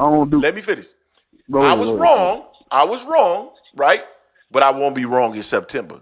It's time for him to take a dirt now. Let's go. 570, you also in the building. What's going on, fam? Greg. What's up? Greg. Mm-hmm. What's good, yo? This is Carl Brown. What's good? Carl Brown? Yeah, I had to call in. Yeah, I appreciate you, man. Brown. I ain't call in a minute. I didn't call in a minute, but you know what I'm saying? I had to call in, man, and try to correct these callers. They not giving you no fact shit, yo. They just defending. They up here defending, man. Like, let's talk boxing for real. Like, y'all want to really talk about something? They keep talking about what Tank making. Or, like, let's be real. Anybody will be in Tank's shoes right now. And y'all want to put out what Tank's doing? Let's talk about what these other, like, his peers doing. That's how you know you the man. Let's be real. That's how you know you the man. When you alone, everybody looking for a payday off of you. They with Turkey, right? They said Turkey giving that bag up. This is what I want to see. This how you make boxing great. His same peers make them fight each other. It's not a Tank bag, but let's see them do something too. That's what Tank meant when he was saying, what did Shakur do? It wasn't about that Shakur had belt in 3 different divisions. Because if I ask any one of y'all right now to name the nigga that Shakur got his first belt from, y'all can't. Nope. You know what I mean? So let's be for real about it. Tank, I know Tank's fan. Tank Martin, that's my man. No, not at all. Not at all. I'm just making sense. Anybody that makes sense to y'all, this is what y'all do. Errol Spence, look, I'm gonna let this out there now. Errol Spence, that's my favorite fighter. Always been since he started. He's down by the blood. Okay, go ahead. I get that. No, but I don't care. The last time my emotions was into a fight was when Roy Jones got knocked out. Real talk. Like that was hard. Other than that, that was hard. Boxing. This boxing. I don't care. None of these dudes don't pay my bills. None of these dudes don't got my kids in schools and daycare. None of that. So I don't. None of that don't touch me the way y'all emotionally feels about it. My thing is, Tank said he had a 7-fight deal, 6-fight deal, whatever. Boom. Everybody started growing up in the Raw so much that they started talking about it taxes, son. Like, let's be real about like, there's no video that you could call that you can go on any of these platforms that Tank's name don't come up. That's what bothers me with everybody, that they always say Tank fight this person, Tank fight that person. Tank is 5'4", and y'all giving him a accolade because of his power. Nobody talk about his boxing skills. Everybody talk about his power. That's why everybody say, let's see Tank go up to 154. Let's see Tank, the nigga 5'4", son. The nigga 5'4" doing this much damage. Shakur is 5'8", 5'7", 5'9", and they still at the same weight class he in. He made it clear that he's making a career out of 135. Just because we all want him to go up to 140, after a knockout win, son, let's check this out. For real, let's be real about this, y'all. After a knockout win, the nigga told everybody in the ring that he didn't feel comfortable. What do we expect that for the little nigga, though? Like, the nigga, that's the only reason y'all saying y'all want to see him. God damn, you sound like you want to give a little nigga a hug, man. Right, G? No, I get it. I want to see. Look, I want to see those fights too. I'm not even gonna hold you. I'm with y'all on that. I do want to see. I want to see Shakur and Tank. I do want to see that, but I ain't gonna go up in the uproar and say that Shakur right, Tank wrong just because I'm rooting for Shakur. I just think that. I want to see Shakur and Tank fight. I really do. I want to see them fight. But the thing with me is with y'all, like y'all go up in the uproar. Like if Tank said I sent him a contract, look, then it's some real shit, and I'll be sitting back watching. If Tank say I sent him a contract, and Shakur came out and said, I swear to God, my mother can't send me no contract. Y'all already made y'all decision up already and said, no, that's a lie. That's a lie. We don't know nothing. We as boxing fans on the outside looking at it, son. And you be trying, and I can hear the motherfuckers defend. Huh? Let me just respond to that before you get off. I'm going to tell you why I don't believe him, but go ahead. All right. Go ahead. The reason I don't believe him is because if you recall, they went up to this man in an interview. The guy went up to him and said, "Oh yeah, are you gonna fight Shakur and Devin Haney?"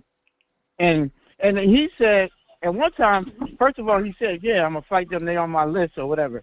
That's the first thing he said. And then they asked him. They said, and then somebody asked him in an interview. They said something about Shakur. And he said, "Man, what has you just brought it up?" He said, "What has he done?" If he had offered him a contract, no, but listen, had he offered him a contract at that point, he would have said, anybody with common sense would have said, bro, we sent him a contract. He ain't signing it. What the hell you want me to do? At that time, he never said nothing about sending the contract. He said, what has he done? Basically meaning, why would I send him a contract? That's why I don't believe it. Let me add this on. Wait. I want to say something real quick. Look, I ain't even gonna be long-winded. Like, it's a real shit. Like, when I say, like, I'm a boxing fan, I swear to God, my kids, man, I don't even got to go that far anyway, first of all. But look, I love boxing. Like, I give two shits about if Tank got knocked out or Tank got beat. On some real shit. My thing is, like, you see how you took that literally? When Tank, look what you just did. Because you already against Tank, right? I'm telling you, just from what I'm hearing, it sounds like. And when Tank said, what this Shakur had done, like, I'm a real nigga, so if I said something like that to one of my niggas, like, if I'm out here hustling, and this nigga just jumped on the block, and you know what I mean? I'm like, what the fuck I'm going to put my money with this nigga for and get money with him? And what the fuck he had done? Do you think that statement was valid? When he said what Shakur is doing?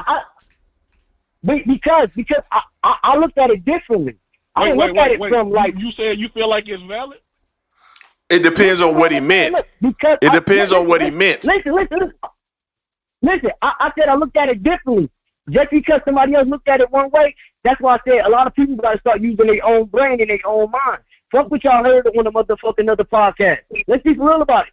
Because I took it as like when he said what the Shakur had done, I literally automatically pointed towards, okay, Shakur, don't bring no money in like that. He hasn't been on pay-per-view like that. Tank ain't talking about his belt. He was talking about what did he do to make this a mega fight that everybody's talking about. Like who Shakur fought that said Shakur is that guy. Everybody that Shakur fought, let's be real, y'all. Keyshawn should be fighting these guys. Even to this day, right now. Everybody's fighting. So you know what I'm about to rebuttal with, right? So you know what I'm about to ask I'm hearing you. I'm hearing you. What made Frank Martin? What made him qualify for the Tank fight? He was ranked. He was ranked. He was ranked. He was ranked. He was ranked. He was ranked. Look, that's easy. With a simple as, that's easy as, with a simple as just using your boxing logic. Both of them fighters is ranked in the WBA. Shakur or Keyshawn is not even ranked in the WBA. Now let's start there. Now y'all gonna take it somewhere else. Is that true or fact? Hold up. Is that true fact? Is that true fact or not? Because you done said it yourself. The belt don't mean nothing to Tank. The belt don't mean nothing to Tank. So why does it matter? I know, but you just asked me. But y'all talking about rankings. But I've been told by numerous friends that the belts don't matter. So what? They don't. Because y'all got the thing in y'all head. But you asked what made him qualify. Those are two different things. Because y'all think it's Tank making you fight. Why is Frank Martin and Alvarez qualified to fight Tank, my guy? Let's pause. Let's pause for a second. Let's pause. Hey, time out, guys. Time. Hold on. Hold on, guys. Hold on. Because I think there's a. Hold on. We can't. Guys, hold on. We gotta make sure we. I know you're getting that. Greg, help your boy. I gotta mute everybody now. Everybody's muted. All right. Because we hadn't got out of control, okay? Everybody's muted now. I think what the issue is that we are talking different languages here, right? ASVP TV, you are asking what made him qualified, right? So depending upon what you mean by that, it can be answered multiple ways. But being ranked within the division at 135, particularly for the belt that Gervonta Davis currently has, would make him qualified. How would it not? So that's where I have an issue with what you're saying. Now I'm gonna unmute everybody. We got to talk one at a time, man, because it's sort of like screaming. All right. Now you see how I just posed a simple question and the volume went through the roof. You know, I'm just trying to get. Yeah, my bad. No, my bad, because I felt like you was like keep repeating yourself over, and I felt like I knew where you was going at. And you already asked it earlier. You said where did they qualify? And I thought I said because y'all got this belief that okay, Tank said the belts don't matter, but y'all got this belief that Tank making these fights. That's why y'all going that route. So you saying Tank not in control? No, I knew he was going there. I knew that mother sucker was going there. That's just simple. Like Tank not making these fights. Tank is signed to PBC. So Tank is not out there saying, Tank already said it a long time ago. I don't call none of these niggas out. And that just means just paying attention to the sport. That ain't got nothing to do with if I'm a Tank fan or not. I'm paying attention to what all these fights. I can tell you something that Terence Crawford said. I can tell you that something that Shakur said. Let's be for real about it. All I'm pointing out is that when they go to making and what makes these guys qualified to be in position to have a Tank fight, if it ain't no major fight, and I don't see Shakur as a major fight besides us fans wanting it, is the ranking. And everybody that Tank fought is in the WBA. Keyshawn is not even ranked in the WBA. So let's give ASVP TV. Do you think he'll fight Floyd Schofield? Who? Do you think Tank will fight Floyd Schofield? Floyd Schofield ranked in the WBA? I think that fight will happen. Floyd Schofield, with his position, he will have to say, "Yo, I want this." I don't think that Floyd Schofield. Like, it's different about. We talk about y'all. We all see where Tank is at. Like, if there was somebody else, none of us would be saying like. Let's just say, hold on, real quick. Carl Brown, real quick. I got two things I got to do real quick. So, number one, I got to give a shout out to somebody that just super chat us, $1.99. Freeze temp. Yes, this is Turkey's year and other years to come. Okay, I want to do that. Carl, don't fall into the trap that ASVP TV is trying to set. Because then he's going to try to make let me finish. He's going to try to make the comment that if you say, no, you're trying to set a trap. You're trying to set a trap for him to say that he would fight him, right? So then you could then turn around and then try to argue about the ranking system. Then why are you fighting but you didn't fight him? Yeah, you're trying to set a trap. All I know was I know everything that I said. Frank Martin, you can't trick me all because these other I use my guys regular logic. these fights. What, that ain't the case, my guy. You still never answered my question though, and maybe you can help him. Maybe you can help him, Greg. I'm gonna ask this one more time. When you came up here, you said that why we believe Shakur versus Tank and still in the contract, and I'm gonna say it again, and I want Greg to respond too. If Shakur is lying, why wouldn't he first? I never said that though. No, listen. No, you did. You said that. No, basically, I said we that believe why we one believe side. Shakur for Gervonta in his contract or deal, or maybe you didn't say that. Who do you believe, Shakur or Gervonta? I'm asking you. Who you believe? Can I answer this? Let me answer this real quick. Let me answer this real quick. Go ahead. All right, let me answer this real quick because I've said this on multiple occasions, and you gotta actually just see. Here's the thing. I need and Terence best damn videos. Like to me, and I don't say this often, but I think you are a logical, intelligent guy. I actually think all three of you guys are very logical and very intelligent. But at the end of the day, I believe your brain gets fried by Terence Crawford nut juice on it. And you guys got to pull yourself out of that, okay? Okay, so let me explain, okay? Y'all take y'all heads from up. Okay, fair. Hey, ASVP TV, fair rebuttal. Fair rebuttal. All right.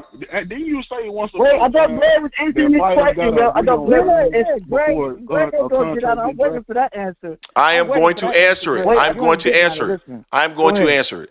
Now, just personal experience, just being on this platform for the last couple of years, I know exactly how it is when you're freestyle talking. You're not thinking about every aspect of everything and how something can be interpreted when you're saying it. Okay, so when let me finish.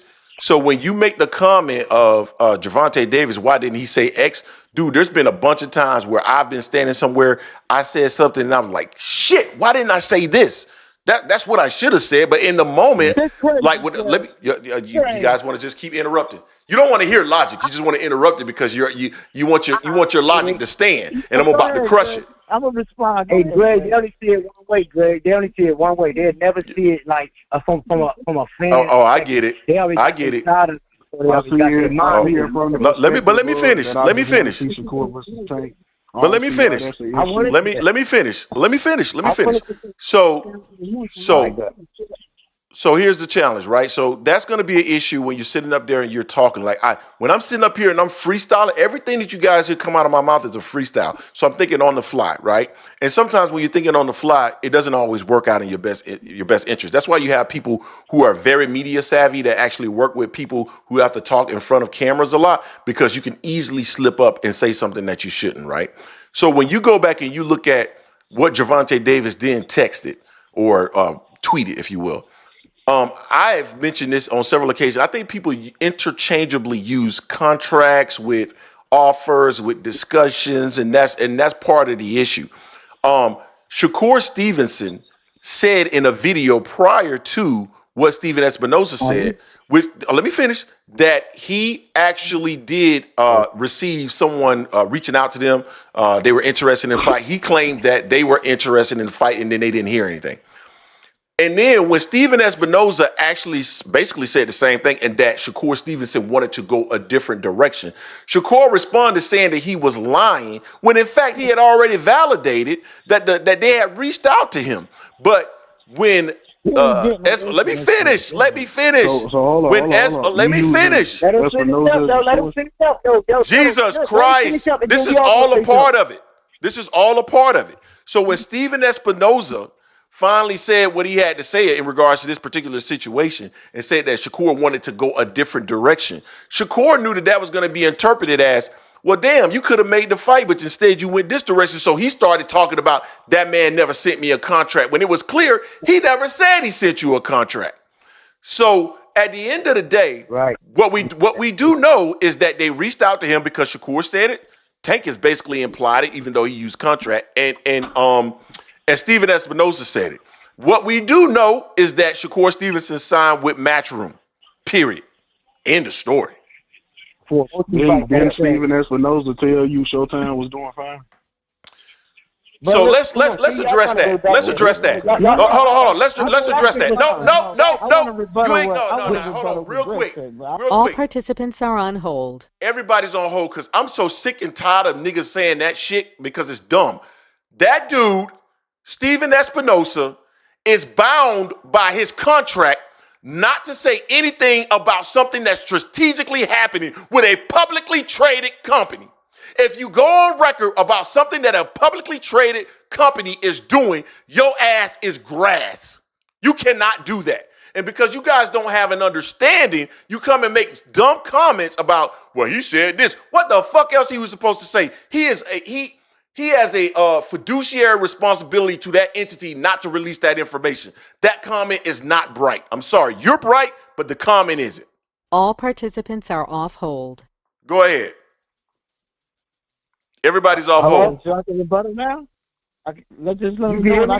me, I can hear everybody now. I put all of y'all on hold because ASVP TV just said something that made no sense. Go ahead. Okay. Can I say something real quick? Yeah, I'm a rebuttal after you. Go ahead. Because I got a rebuttal, Greg.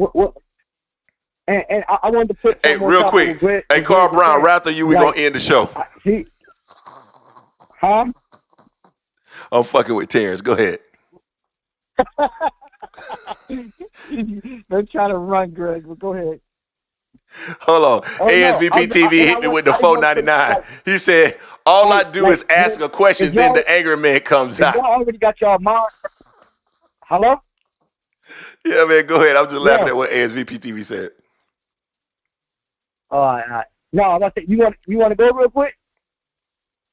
Yeah, let me rebuttal, please. Okay, so Greg tried go ahead. I know. Greg tried to run from the question, bro. He ain't going. I didn't. You know I didn't. Better than that, Greg. You're not. I didn't run from the question. Like that, bro. I didn't run from the question. Running from the question.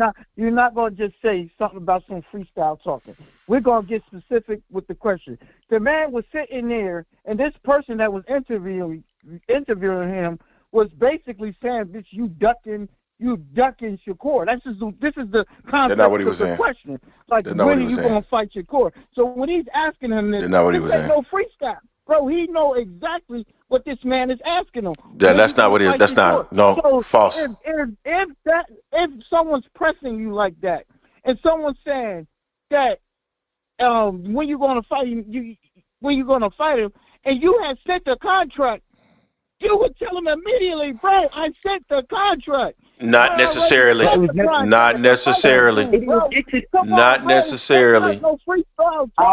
Not necessarily. And we've already.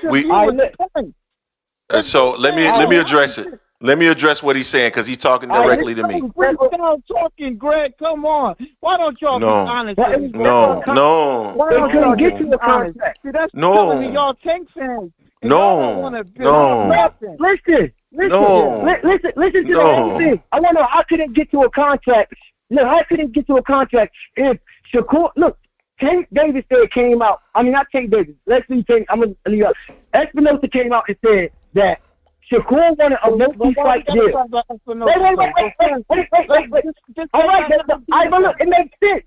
But wait, it makes sense. Look, he said Shakur wanted a multi-fight deal. He didn't want to do a one-off.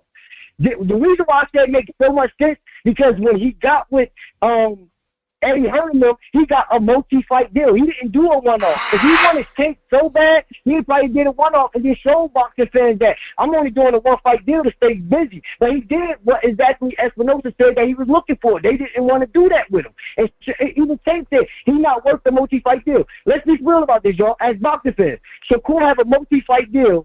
Like, who What would that deal look like? What is he worth that he showed? Because I'm gonna go back to the fact that he's fighting fighters that he's sure supposed to be fighting. He ain't fighting no names that or no threat. That's how I look at it. But you moving the goalpost. You moving the goalpost. No, he's actually not. He's not. Hold on. Terence, hold on. Let me connect the dots here. No, he's not. Listen to what he's saying. Oh my God, dude. Listen. No, Terence, listen for a second, and you'll understand the dot that he just connected. Yo, if somebody comes to you and say, if you just had negotiations with somebody, because you think you only can process things that feels like one direction.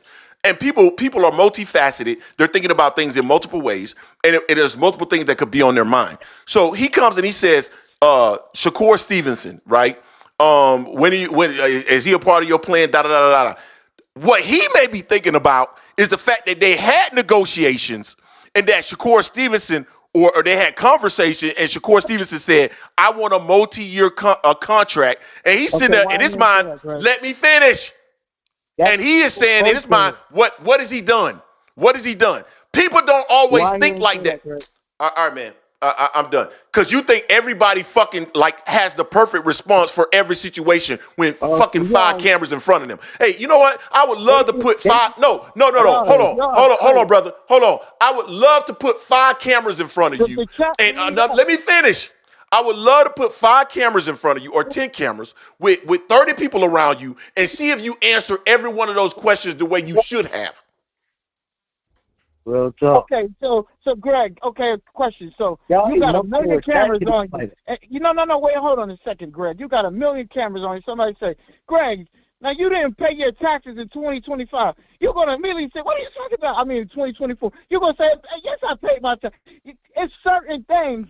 No. Hold on. So let me respond. Stop, Greg. It's certain things that if a person is accusing you of something and you know it's untrue, you're going to admit. Okay, so hold on. So somebody came to me and said, Greg, you didn't pay your taxes in 2023. But I also know that there were conversations. Let me finish.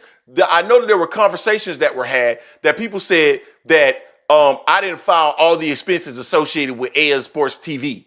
And I would say, well, I would have been, my mind might have gone to the accountant that was looking at my expenses actually didn't get it right.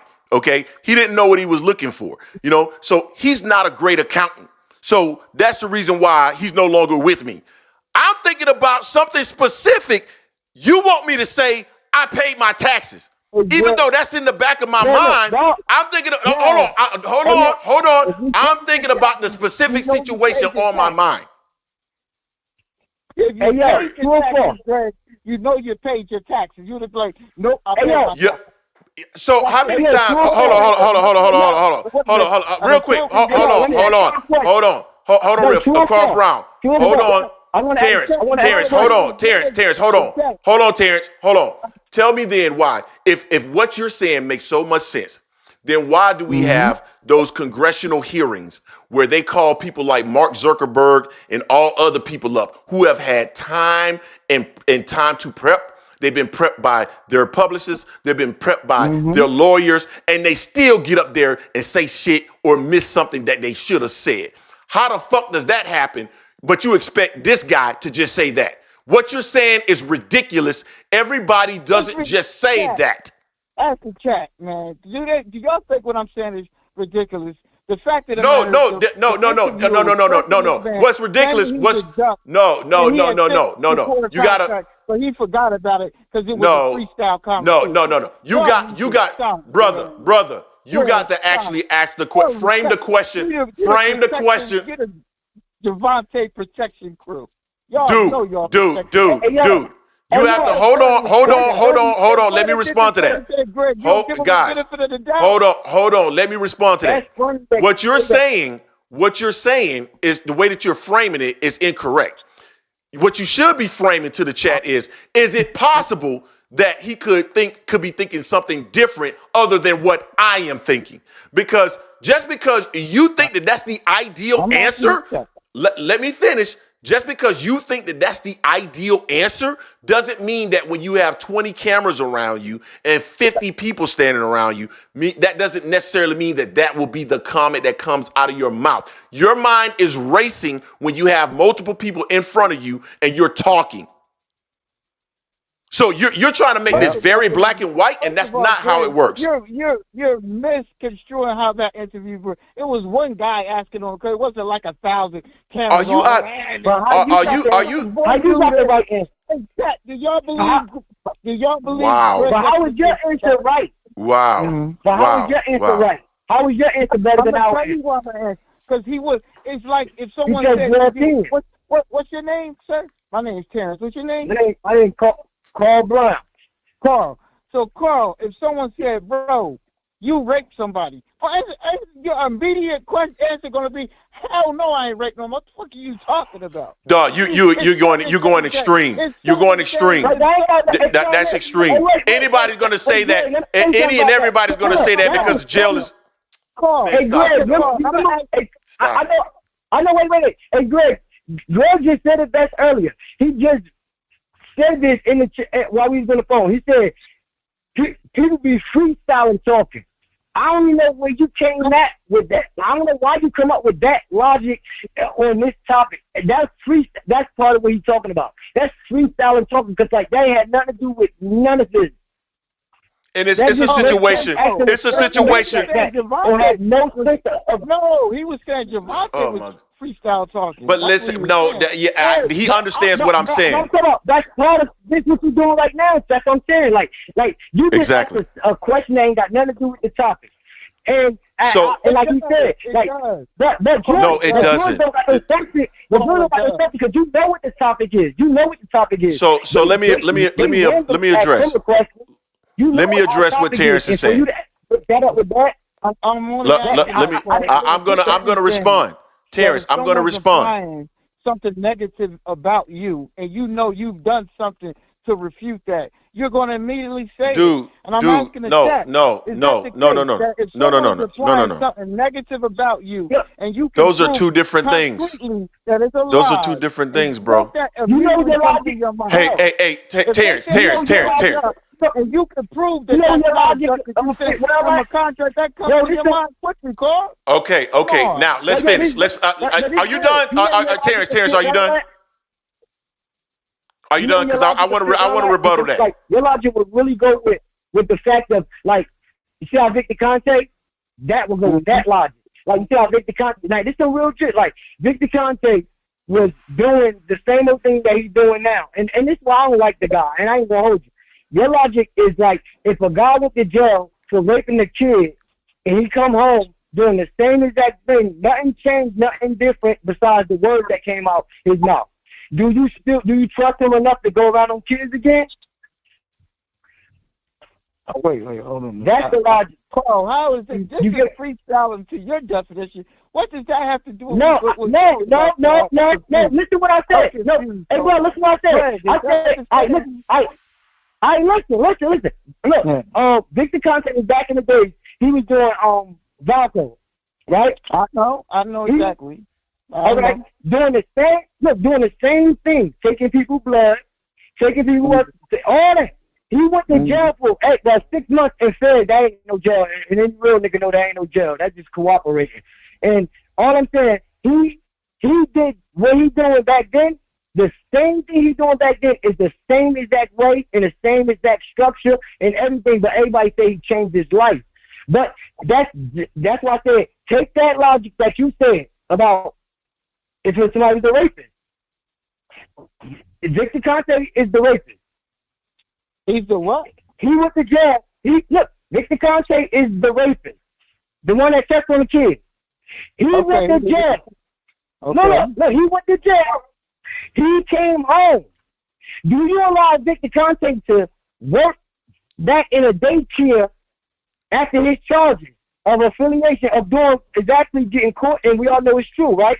Do you allow him to work back in front of those kids? I mean, do you allow him to work in the daycare with kids? If he's a rapist? No, hell no. No, I mean, that is right. And that's what I'm saying. So a guy that was giving people steroids back then, telling people that He can't get caught. He got drugs that they can't detect. He's doing the same old thing, dealing with drugs. And somebody, and that's why I think I respect Manager Marty, because he asked that question.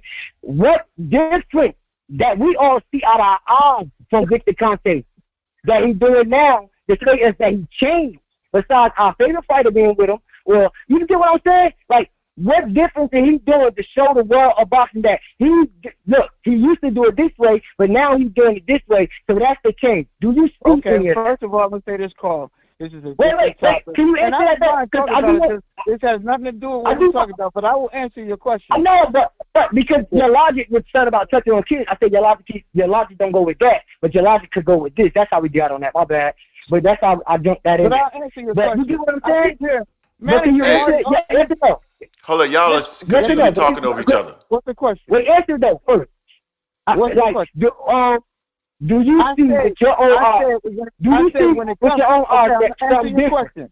Let me answer your question. Okay. Carl, to the first question you said about rapists, I say no, because a rapist can't be changed. I think there's a lot of data that says that if you've done something to a child, you have some sort of mental disorder that cannot be changed. So that's one.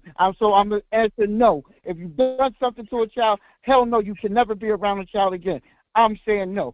Right. Now let's go to Victor Conte. Victor Conte. Wait, hold on. Let me answer. I want you to get it right. Wait, hold on, Mr. Carl. Let me answer. There's no data that says just because you was involved in steroids in the past that you cannot come back and say, you know what, I'm going to be a stalwart to fight against it. There's absolutely no data. That's just what the man is saying. So unless you have concrete evidence that he's back to his old tricks and using steroids, you don't have any proof. So that's where I'm at. So show me the proof that do you see anything different? Do you see anything different? Because look, do you see anything different? Because hold on. The proof is within itself. Hold on, real quick, guys, real quick. Do you see anything from Mr. Carl? Hold on. The proof is right there. Listen, the proof is right there. Do you see anything different from Ralph to now? Hold on, guys. Hold on, real quick. I'm asking you. Do you see anything different? Okay, hold on. All participants are on hold. I'm sorry, guys. You guys are going back and forth. We need to pause it for a second because it's over and over and over. You're just talking over each other. So I'm on pause it now. All participants are off hold. Hold on for a second, guys. Hold on for a second, okay? So I feel like that topic got off track a little bit, okay? And I think it started with Terence talking about – hold on, Rick. Terence talking about rape. Okay, Terence, I'm just going to answer your question because I think it was an easy one to answer.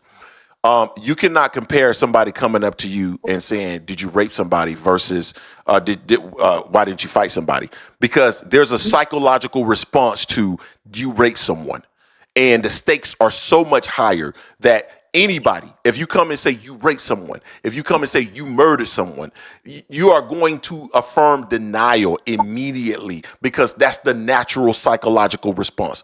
But if someone says something about something that is not an outright, you did this or you did that, and they're just saying something like, hey man, when you think about buying a car, man, you should go ahead and you need to buy a car before the end of the year. You could go in a multitude of different ways other than I tried to buy a car the other day and it didn't happen.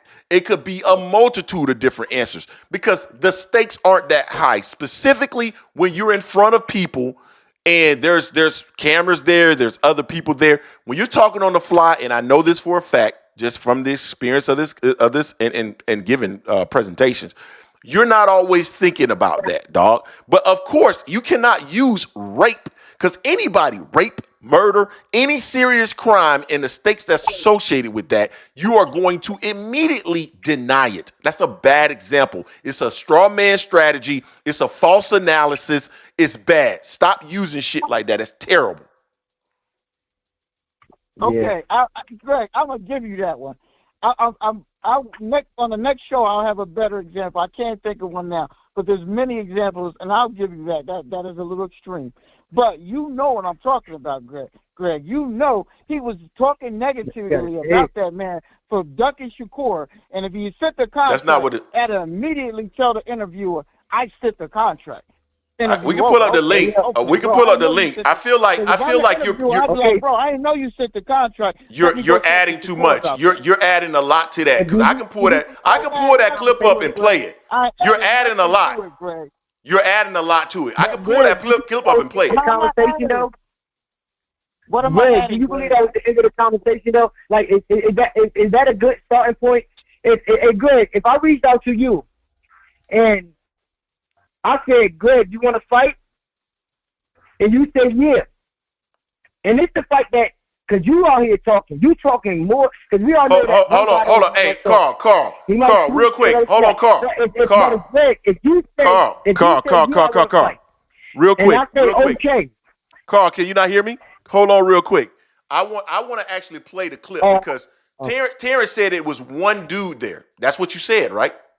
That's what you said. It was one dude there. Okay. Answer the question. No. You said that there was one dude there, and I was pretending like there was multiple people there when he said this. No, nigga. Nah, nigga. You're not about to get out of this shit. You're not about to get out of this shit. You're not about to get out of this shit. I'm about to show it. You're not about to get out of this shit. Yeah, I'm gonna show it because what you guys do is you come on here and you like to create something that didn't exist, right? Actually, no, this is not the one I want to share. You know what? I'll go ahead and share this one. And how? Hold on. Hey, guys, hold on. Let me play this. Let me play this because I want to. Because this is what he's saying now. Now, this is where Tank answers this question. The way Frank Martin did, or come out on his front foot. It depends. Sound like a lot of people around to me. Sound like a lot of people around me. Okay. You can hear me?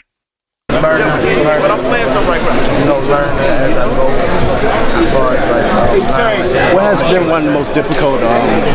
Let's see if we get to that point we said.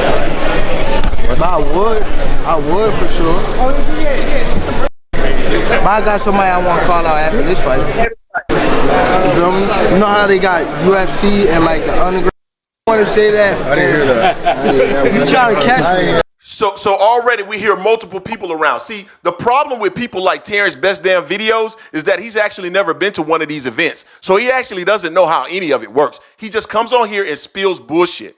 So let's keep playing. I think it was misquoted. I did not hear that. Huh? Confidence in the sport. What you a Shakur fan or something? No, I said Lamont Roach or Shakur Stevenson. Why you keep bringing up Shakur? He's fighting mad fighters out here. I'm fighting Shakur. I'm fighting Lamont. You keep bringing up Shakur. Get out of here. You from New Jersey or something? No, I'm from here, from DC. So he's already annoyed that they're bringing this up to him, and he's talking about he's there to promote his fight with Lamont Roach. So you think that there's no chance that he just simply is not thinking about Shakur Stevenson, Terence? I couldn't even hear it. What? Play that again one more time, girl. I couldn't even hear it. So you think that there's no chance whatsoever that he is not? He's already agitated that they're asking him about Shakur Stevenson. Period. So you think that there's no chance that he's not thinking about contracts? You are already wrong. There's plenty of people that are around. No. Stop, Greg. They're asking him about Shakur as if, why you not fighting him, bro? Why do you think logically you're telling me Tank isn't smart enough to know that they're talking about Shakur? So they all right. To fight Shakur? No, now I'm gonna answer your question. Yes or no? I'm gonna answer your question right now. No. Carl, hold on, Carl. Carl, answer that question first. Carl, hold on, Carl. His answer makes sense then, right? Yeah, let me finish, Carl. Let me finish. I'm about to answer your question. So let me ask you something, Terence. Let me ask you something, Terence. Why are you asking a question? I'm about to. No, I'm going to answer your question, but I'm going to answer it with a question. My question first. Guys, I'm going to answer your question. Wait. So my question is, well, okay, here's my question. Is Tank smart enough to know from that line of questioning from the interviewer that they want him? They're suggesting that he should be fighting Shakur. Yes or no? Anybody would be smart enough to know that they're asking him. No, let me finish. Okay, that they're asking him. That's a yes, Greg. Oh, so Greg Jesus says a yes. fucking Christ, dog. I keep telling you, dog, it's not black and white. It's not just black and white, bro. So I just said yes, but it's a caveat to it. But Claude, I'm asking Claude. Claude didn't answer. I put Carl on mute because I'm trying to answer the question because it's very easy to answer. Go ahead. Okay, go ahead. Your question is very easy to answer, and here's why. Okay, and I'm going to ask you a question. I'm going to ask you a question. I'm going to ask you a question. If you are somewhere and you have a product, and your product is, I don't know, your product is Nikes, right? Okay. You're selling Nikes. Yeah, and everybody keeps asking you, well, man, why aren't you selling these Adidas? Are your focus, if you're there to sell Nikes, are you sitting there focused on answering questions about why you're not selling Adidas? Yes or no? If your focus is to make your money on your Nikes that you've already spent your money on, because that's what you're assigned to do. You're assigned to sell these Nikes. Are you going to spend time there justifying why you don't have Adidas there to sell? Or are you going to be sitting there selling those Nikes? No, absolutely not. No. Okay. Question answer. He's there to sell a fight with Lamont Roach. No, don't interrupt me. No, you're not going to interrupt me. You muted. He's there to sell a fight with Lamont Roach. So theoretically, there's a reason why he's not going to go down the path of talking about Shakur Stevenson. Because if he says he sent a contract, the contract leads to more questions about, well, why did he do this? When you're there to sell a fight, easy fucking answer. Done. You're killed. You're smoked. You're done. You're done. You're done. You just got killed. You just got killed. About shoes has nothing to do about this. You just got smoked. You just got smoked. This man has been asked. You just got smoked. No, you just got smoked. If he has, you just got smoked. You just got cooked. No, you got cooked. Hey, listen, no, you're done. The contract is you're done. There's no. You got cooked. You got cooked. It's over. Come up with this crazy. brother. I just use an example that could relate to you because I don't know what you do for work. Tank is there to sell a product. The product is the fight. Shakur Stevenson is not the product. So why are you going to spend time selling something that is not even on the table? Shakur Stevenson is not the product. Greg, here's my rebuttal to that. If what you're saying is correct, and I'm going to give you the benefit of the doubt, let's just say it's correct. Why do you go down this soliloquy, as y'all keep saying? Soliloquy. Why am I fighting this guy? I'm talking about the Tank. When he went through this whole thing, talking about what he done. Damn, I cooked him. Why not move on? If he had said that, wait, hold on, Greg. If he had said the contract, he doesn't want to talk about it because of the business he's trying to sell a Lamont fight. Why not just move on and say, you know what? I got something is happening with that, but I can't speak about that right now. Let's move on. That was his way of moving on. That was his way of moving on. That was his way of moving on. That was his way of moving on. That was his way of moving on. So you want people to answer how you think they should answer. People answer. You and I are not the same. So your way of moving on off of a topic is not going to be the same way as my moving on. Why say that then, Greg? Explain that. Because that's the way. Because that's the way he talks. What has he done? That's the way he talks. What has he done? But what else did he say? Hold on. What else did he say? Why do you keep talking about this dude? Are you from New Jersey? Why do you keep talking about this dude? He hasn't done anything. All of that is dude. You're focused on one part of that. The first part of that was, why do you keep talking about this dude? Are you from New Jersey? Why do you keep asking questions about him? I want you to fight him. You ain't fighting nobody. That's what so what? You wanted to say. So what? The point is, he can't say that. What? He get an interview with him. Terence, yes or no? Yeah, Terence. Yes or no? Terence. Stop. What is when you have a press conference? What are you there to do with the press conference? You're here to sell a fight, Greg. Okay, done. So are you selling the fight talking about another fighter? I'm saying that okay. he could have moved on without lying. Why is he lying though? What you gotta say? What is he lying about? What is he lying about? You just changed your argument. What is he lying about now? Okay. But why is he saying it like he don't want to fight him? Because everybody's getting the impression by you saying that. What has he done? Everybody's gonna think. So what does that mean? So in the moment. So hold on. So hindsight is 2020.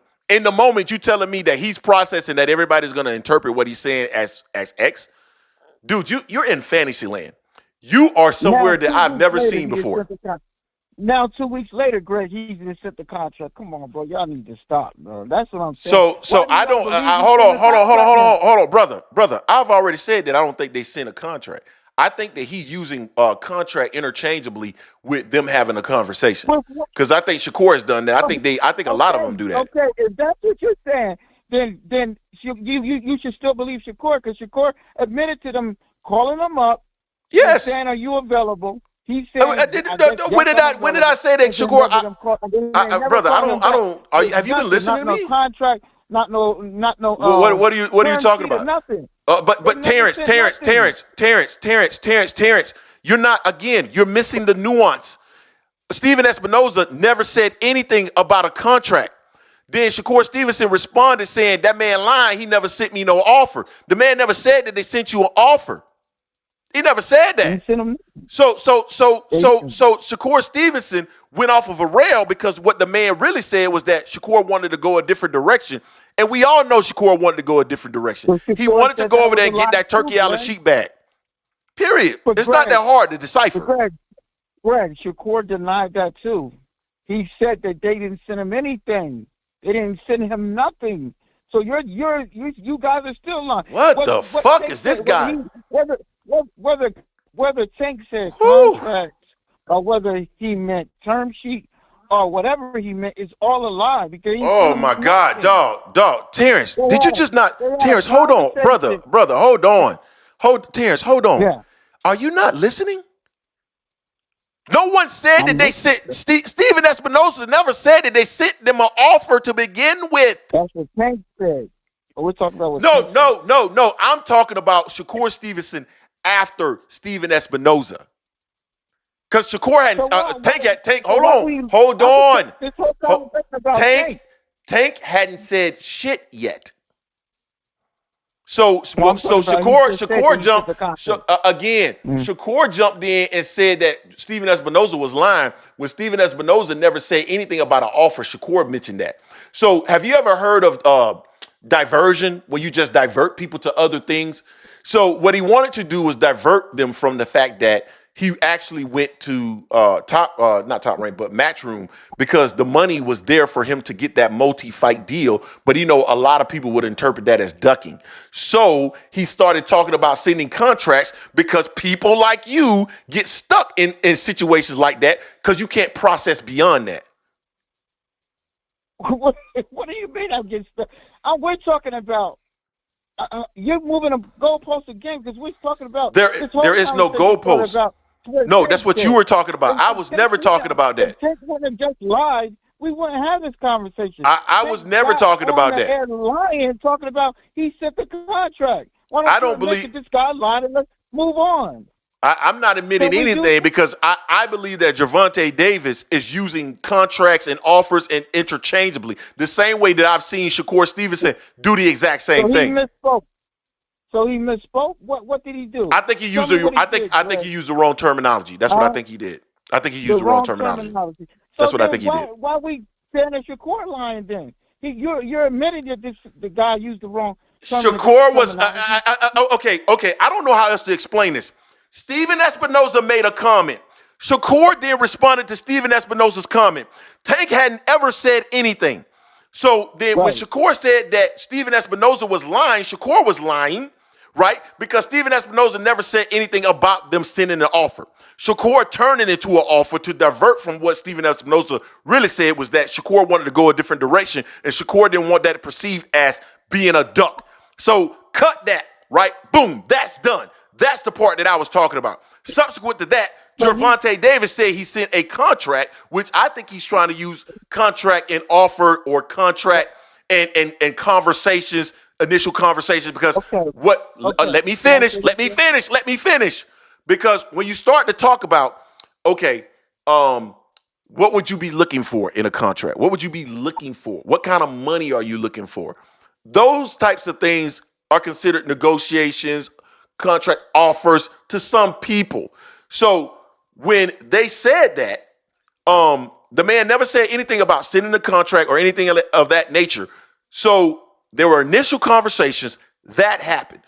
People using different terminology for it is the part that I'm talking about with Tank Davis. And I don't think a contract was sent. Number one, I think they just had initial conversations and they were talking about dollars and the number of fights and all that other stuff, and it never materialized. And Shakur Stevenson using contract because he wanted to divert attention to, I never received a contract, therefore it's not on me. So Shakur is in the wrong for what he did, and I think Tank is in the wrong for using the wrong terminology. Simple as that. I don't know why it's so hard to follow. So Greg, thank you. So we're both going to be in agreement with the second statement that Tank used the wrong terminology, and I'll say it wasn't a lie. I'll agree with you. He just didn't know what he was talking about. But let's go back to Shakur. Well, now this is where I don't agree with you, because when Espinoza got on, what Espinoza said was that he wanted to go a different route, right? Yeah. He wanted to. Now this is what he said. He wanted to go a different. He wanted a 2-fight deal. First, he wanted a multi. He said multi-fight. No. He said multi-fight. Yeah, a multi-fight. Yeah, multi-fight. You're right. So he said that. Shakur said, what is he talking about? I'm the B-side. I can't ask for shit. I ain't say that. So that he denied that. That's the first thing. A direct denial of what he said. And then he said that, and then you're right. So he didn't, and he said he didn't get sent the contract, which is the truth. But you're right that he's probably not going to get a contract unless you negotiate terms first. So we're both, you're right, I'm right. But Shakur basically is saying that when they got the phone call from him, there was nothing else. He said, "Are you available?" They said, basically, "Are you available?" He said, "Yeah, I'm available." And then they never heard from him. And at some point after that, so let me ask you a question. Let me ask you a question. He's trying to get a bag after they never got back to him. So what you're hold on. So you're taking what Shakur Stevenson said, like you don't see anything wrong with that. That you're taking literally what Shakur Stevenson said verbatim as truth. From everything that we know of, why wouldn't you, Greg? So hold on, I'm gonna tell you why.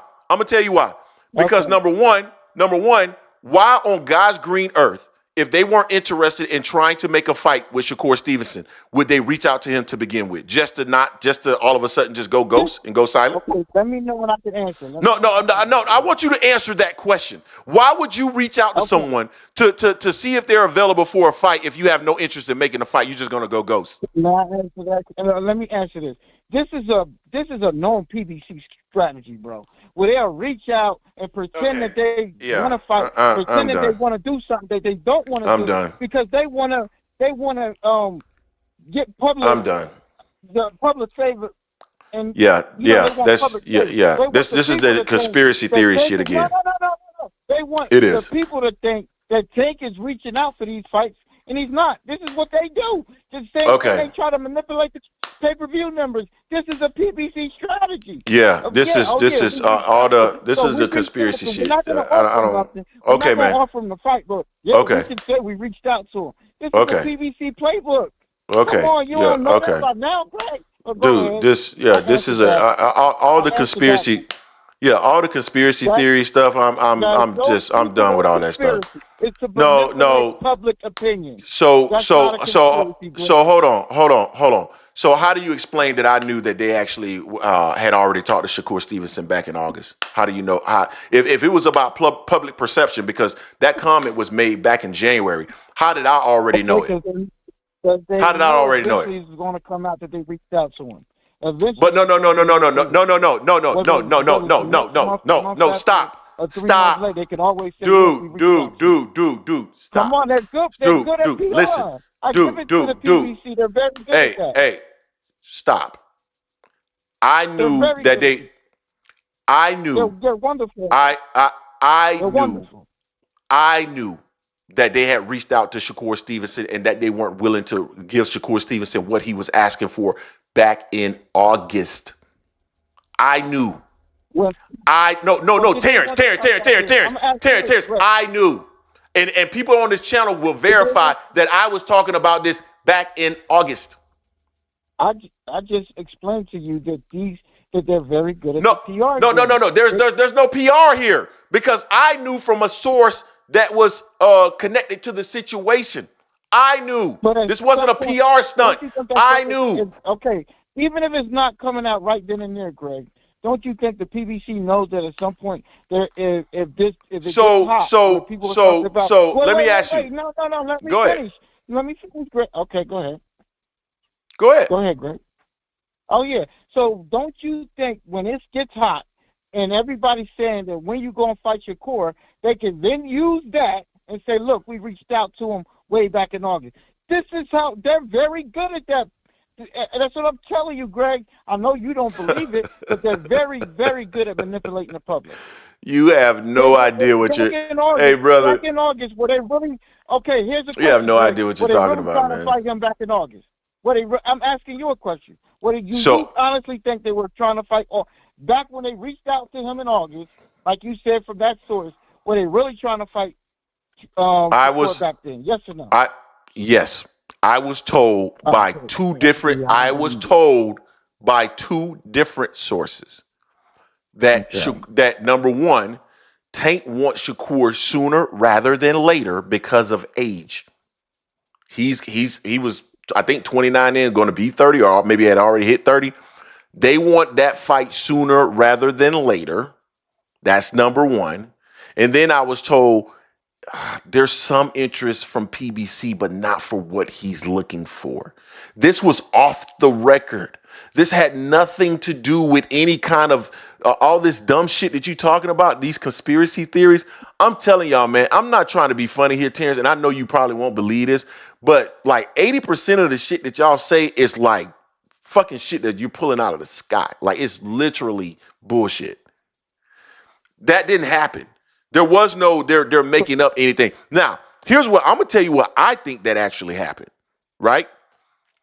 I think that PBC initial conversation started because when you actually listen to Shakur, and I played the video in my last video, Shakur said, I think they reached out to me, but last time he was not affirmative. He wasn't even all that sure. What I believe more than likely happened was PBC to probably Lil J. And Lil J was like, hey, man, we need a multi-fight deal. And PBC was like, nah, we're not going to do that. And then talks broke off. That is probably what happened. But what you want to do is come on here and say, oh, it was this guy or it was that guy, so forth and so on. No, man. You're creating these conspiracy theories. And I'm sure, I know we get fans ramped up and they get going with all these conspiracy theories about the PBC and the master plan to hold down the black man or Terence Crawford because they didn't want to see him be 3 times undisputed. All that dumb shit. Nobody care about that, man. They're in the business of making money. They did a lot of that. Man, nobody. Hey, Terence. Let me tell you, man. Nobody gives a fuck about that. They just want to make money.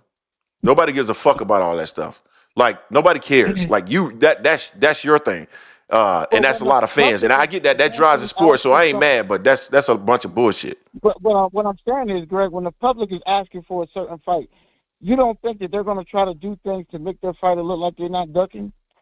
Jerry Soriano don't know what the hell he's saying either. Jay Prince, the only thing Jay Prince said when they asked, man, ain't nothing going on with that right now. That's the only thing Jay Prince said. Stop it, dog. Stop it. Stop trying to create narratives that don't exist. They don't. I'm sorry. Let me read off these super chats real quick because I've missed a couple of them.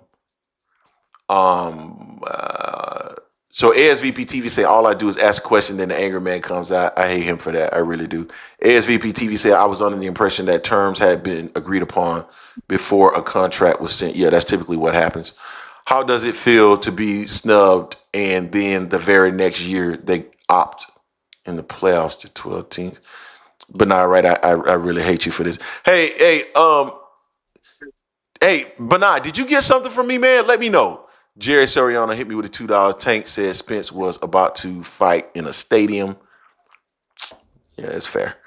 Jay Prince said this is in August, and then I already read that one, so yeah, okay.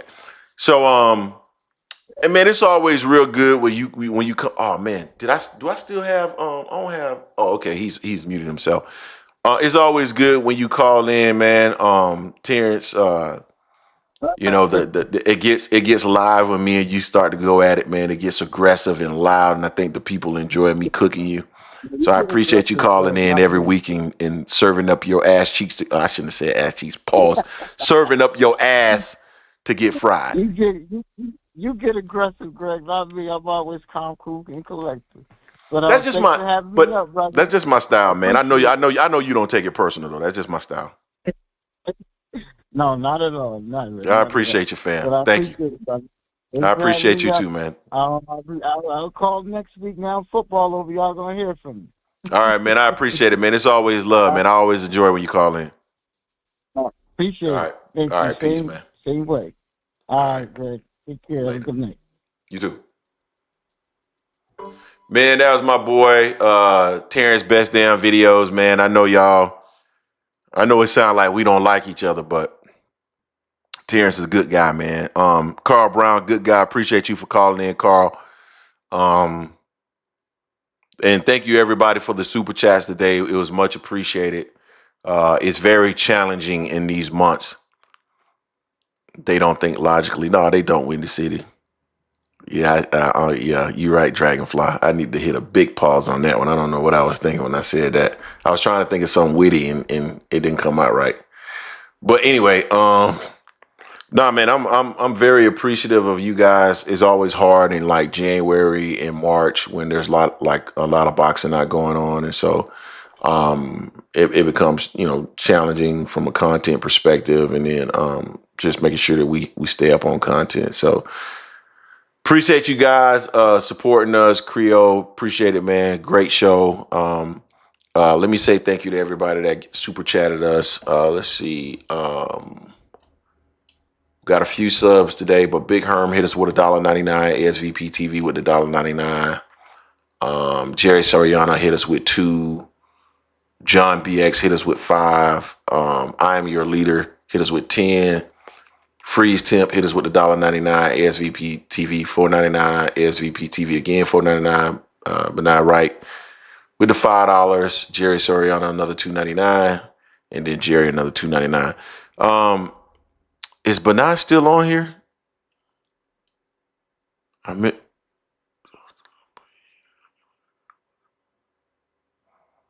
Yeah, he's rarely right though. Benai, if you still on here, man, Greg, you got a team still playing. Y'all don't know what that means. Y'all better leave me alone about college football, though, man. I'm going to choke y'all. Keep messing with me about college football. Somebody will get choked the hell out. I'm telling you. I appreciate y'all, man. No, I don't watch NFL. I'll catch y'all next week. Y'all be on the lookout for Jose Benavidez senior interview tomorrow. I think it's about 6-7 minutes or something like that. Caught up with him real quick. Talk David Benavidez versus David Morrell. And then more content going to drop this week. Appreciate y'all, fam. Peace.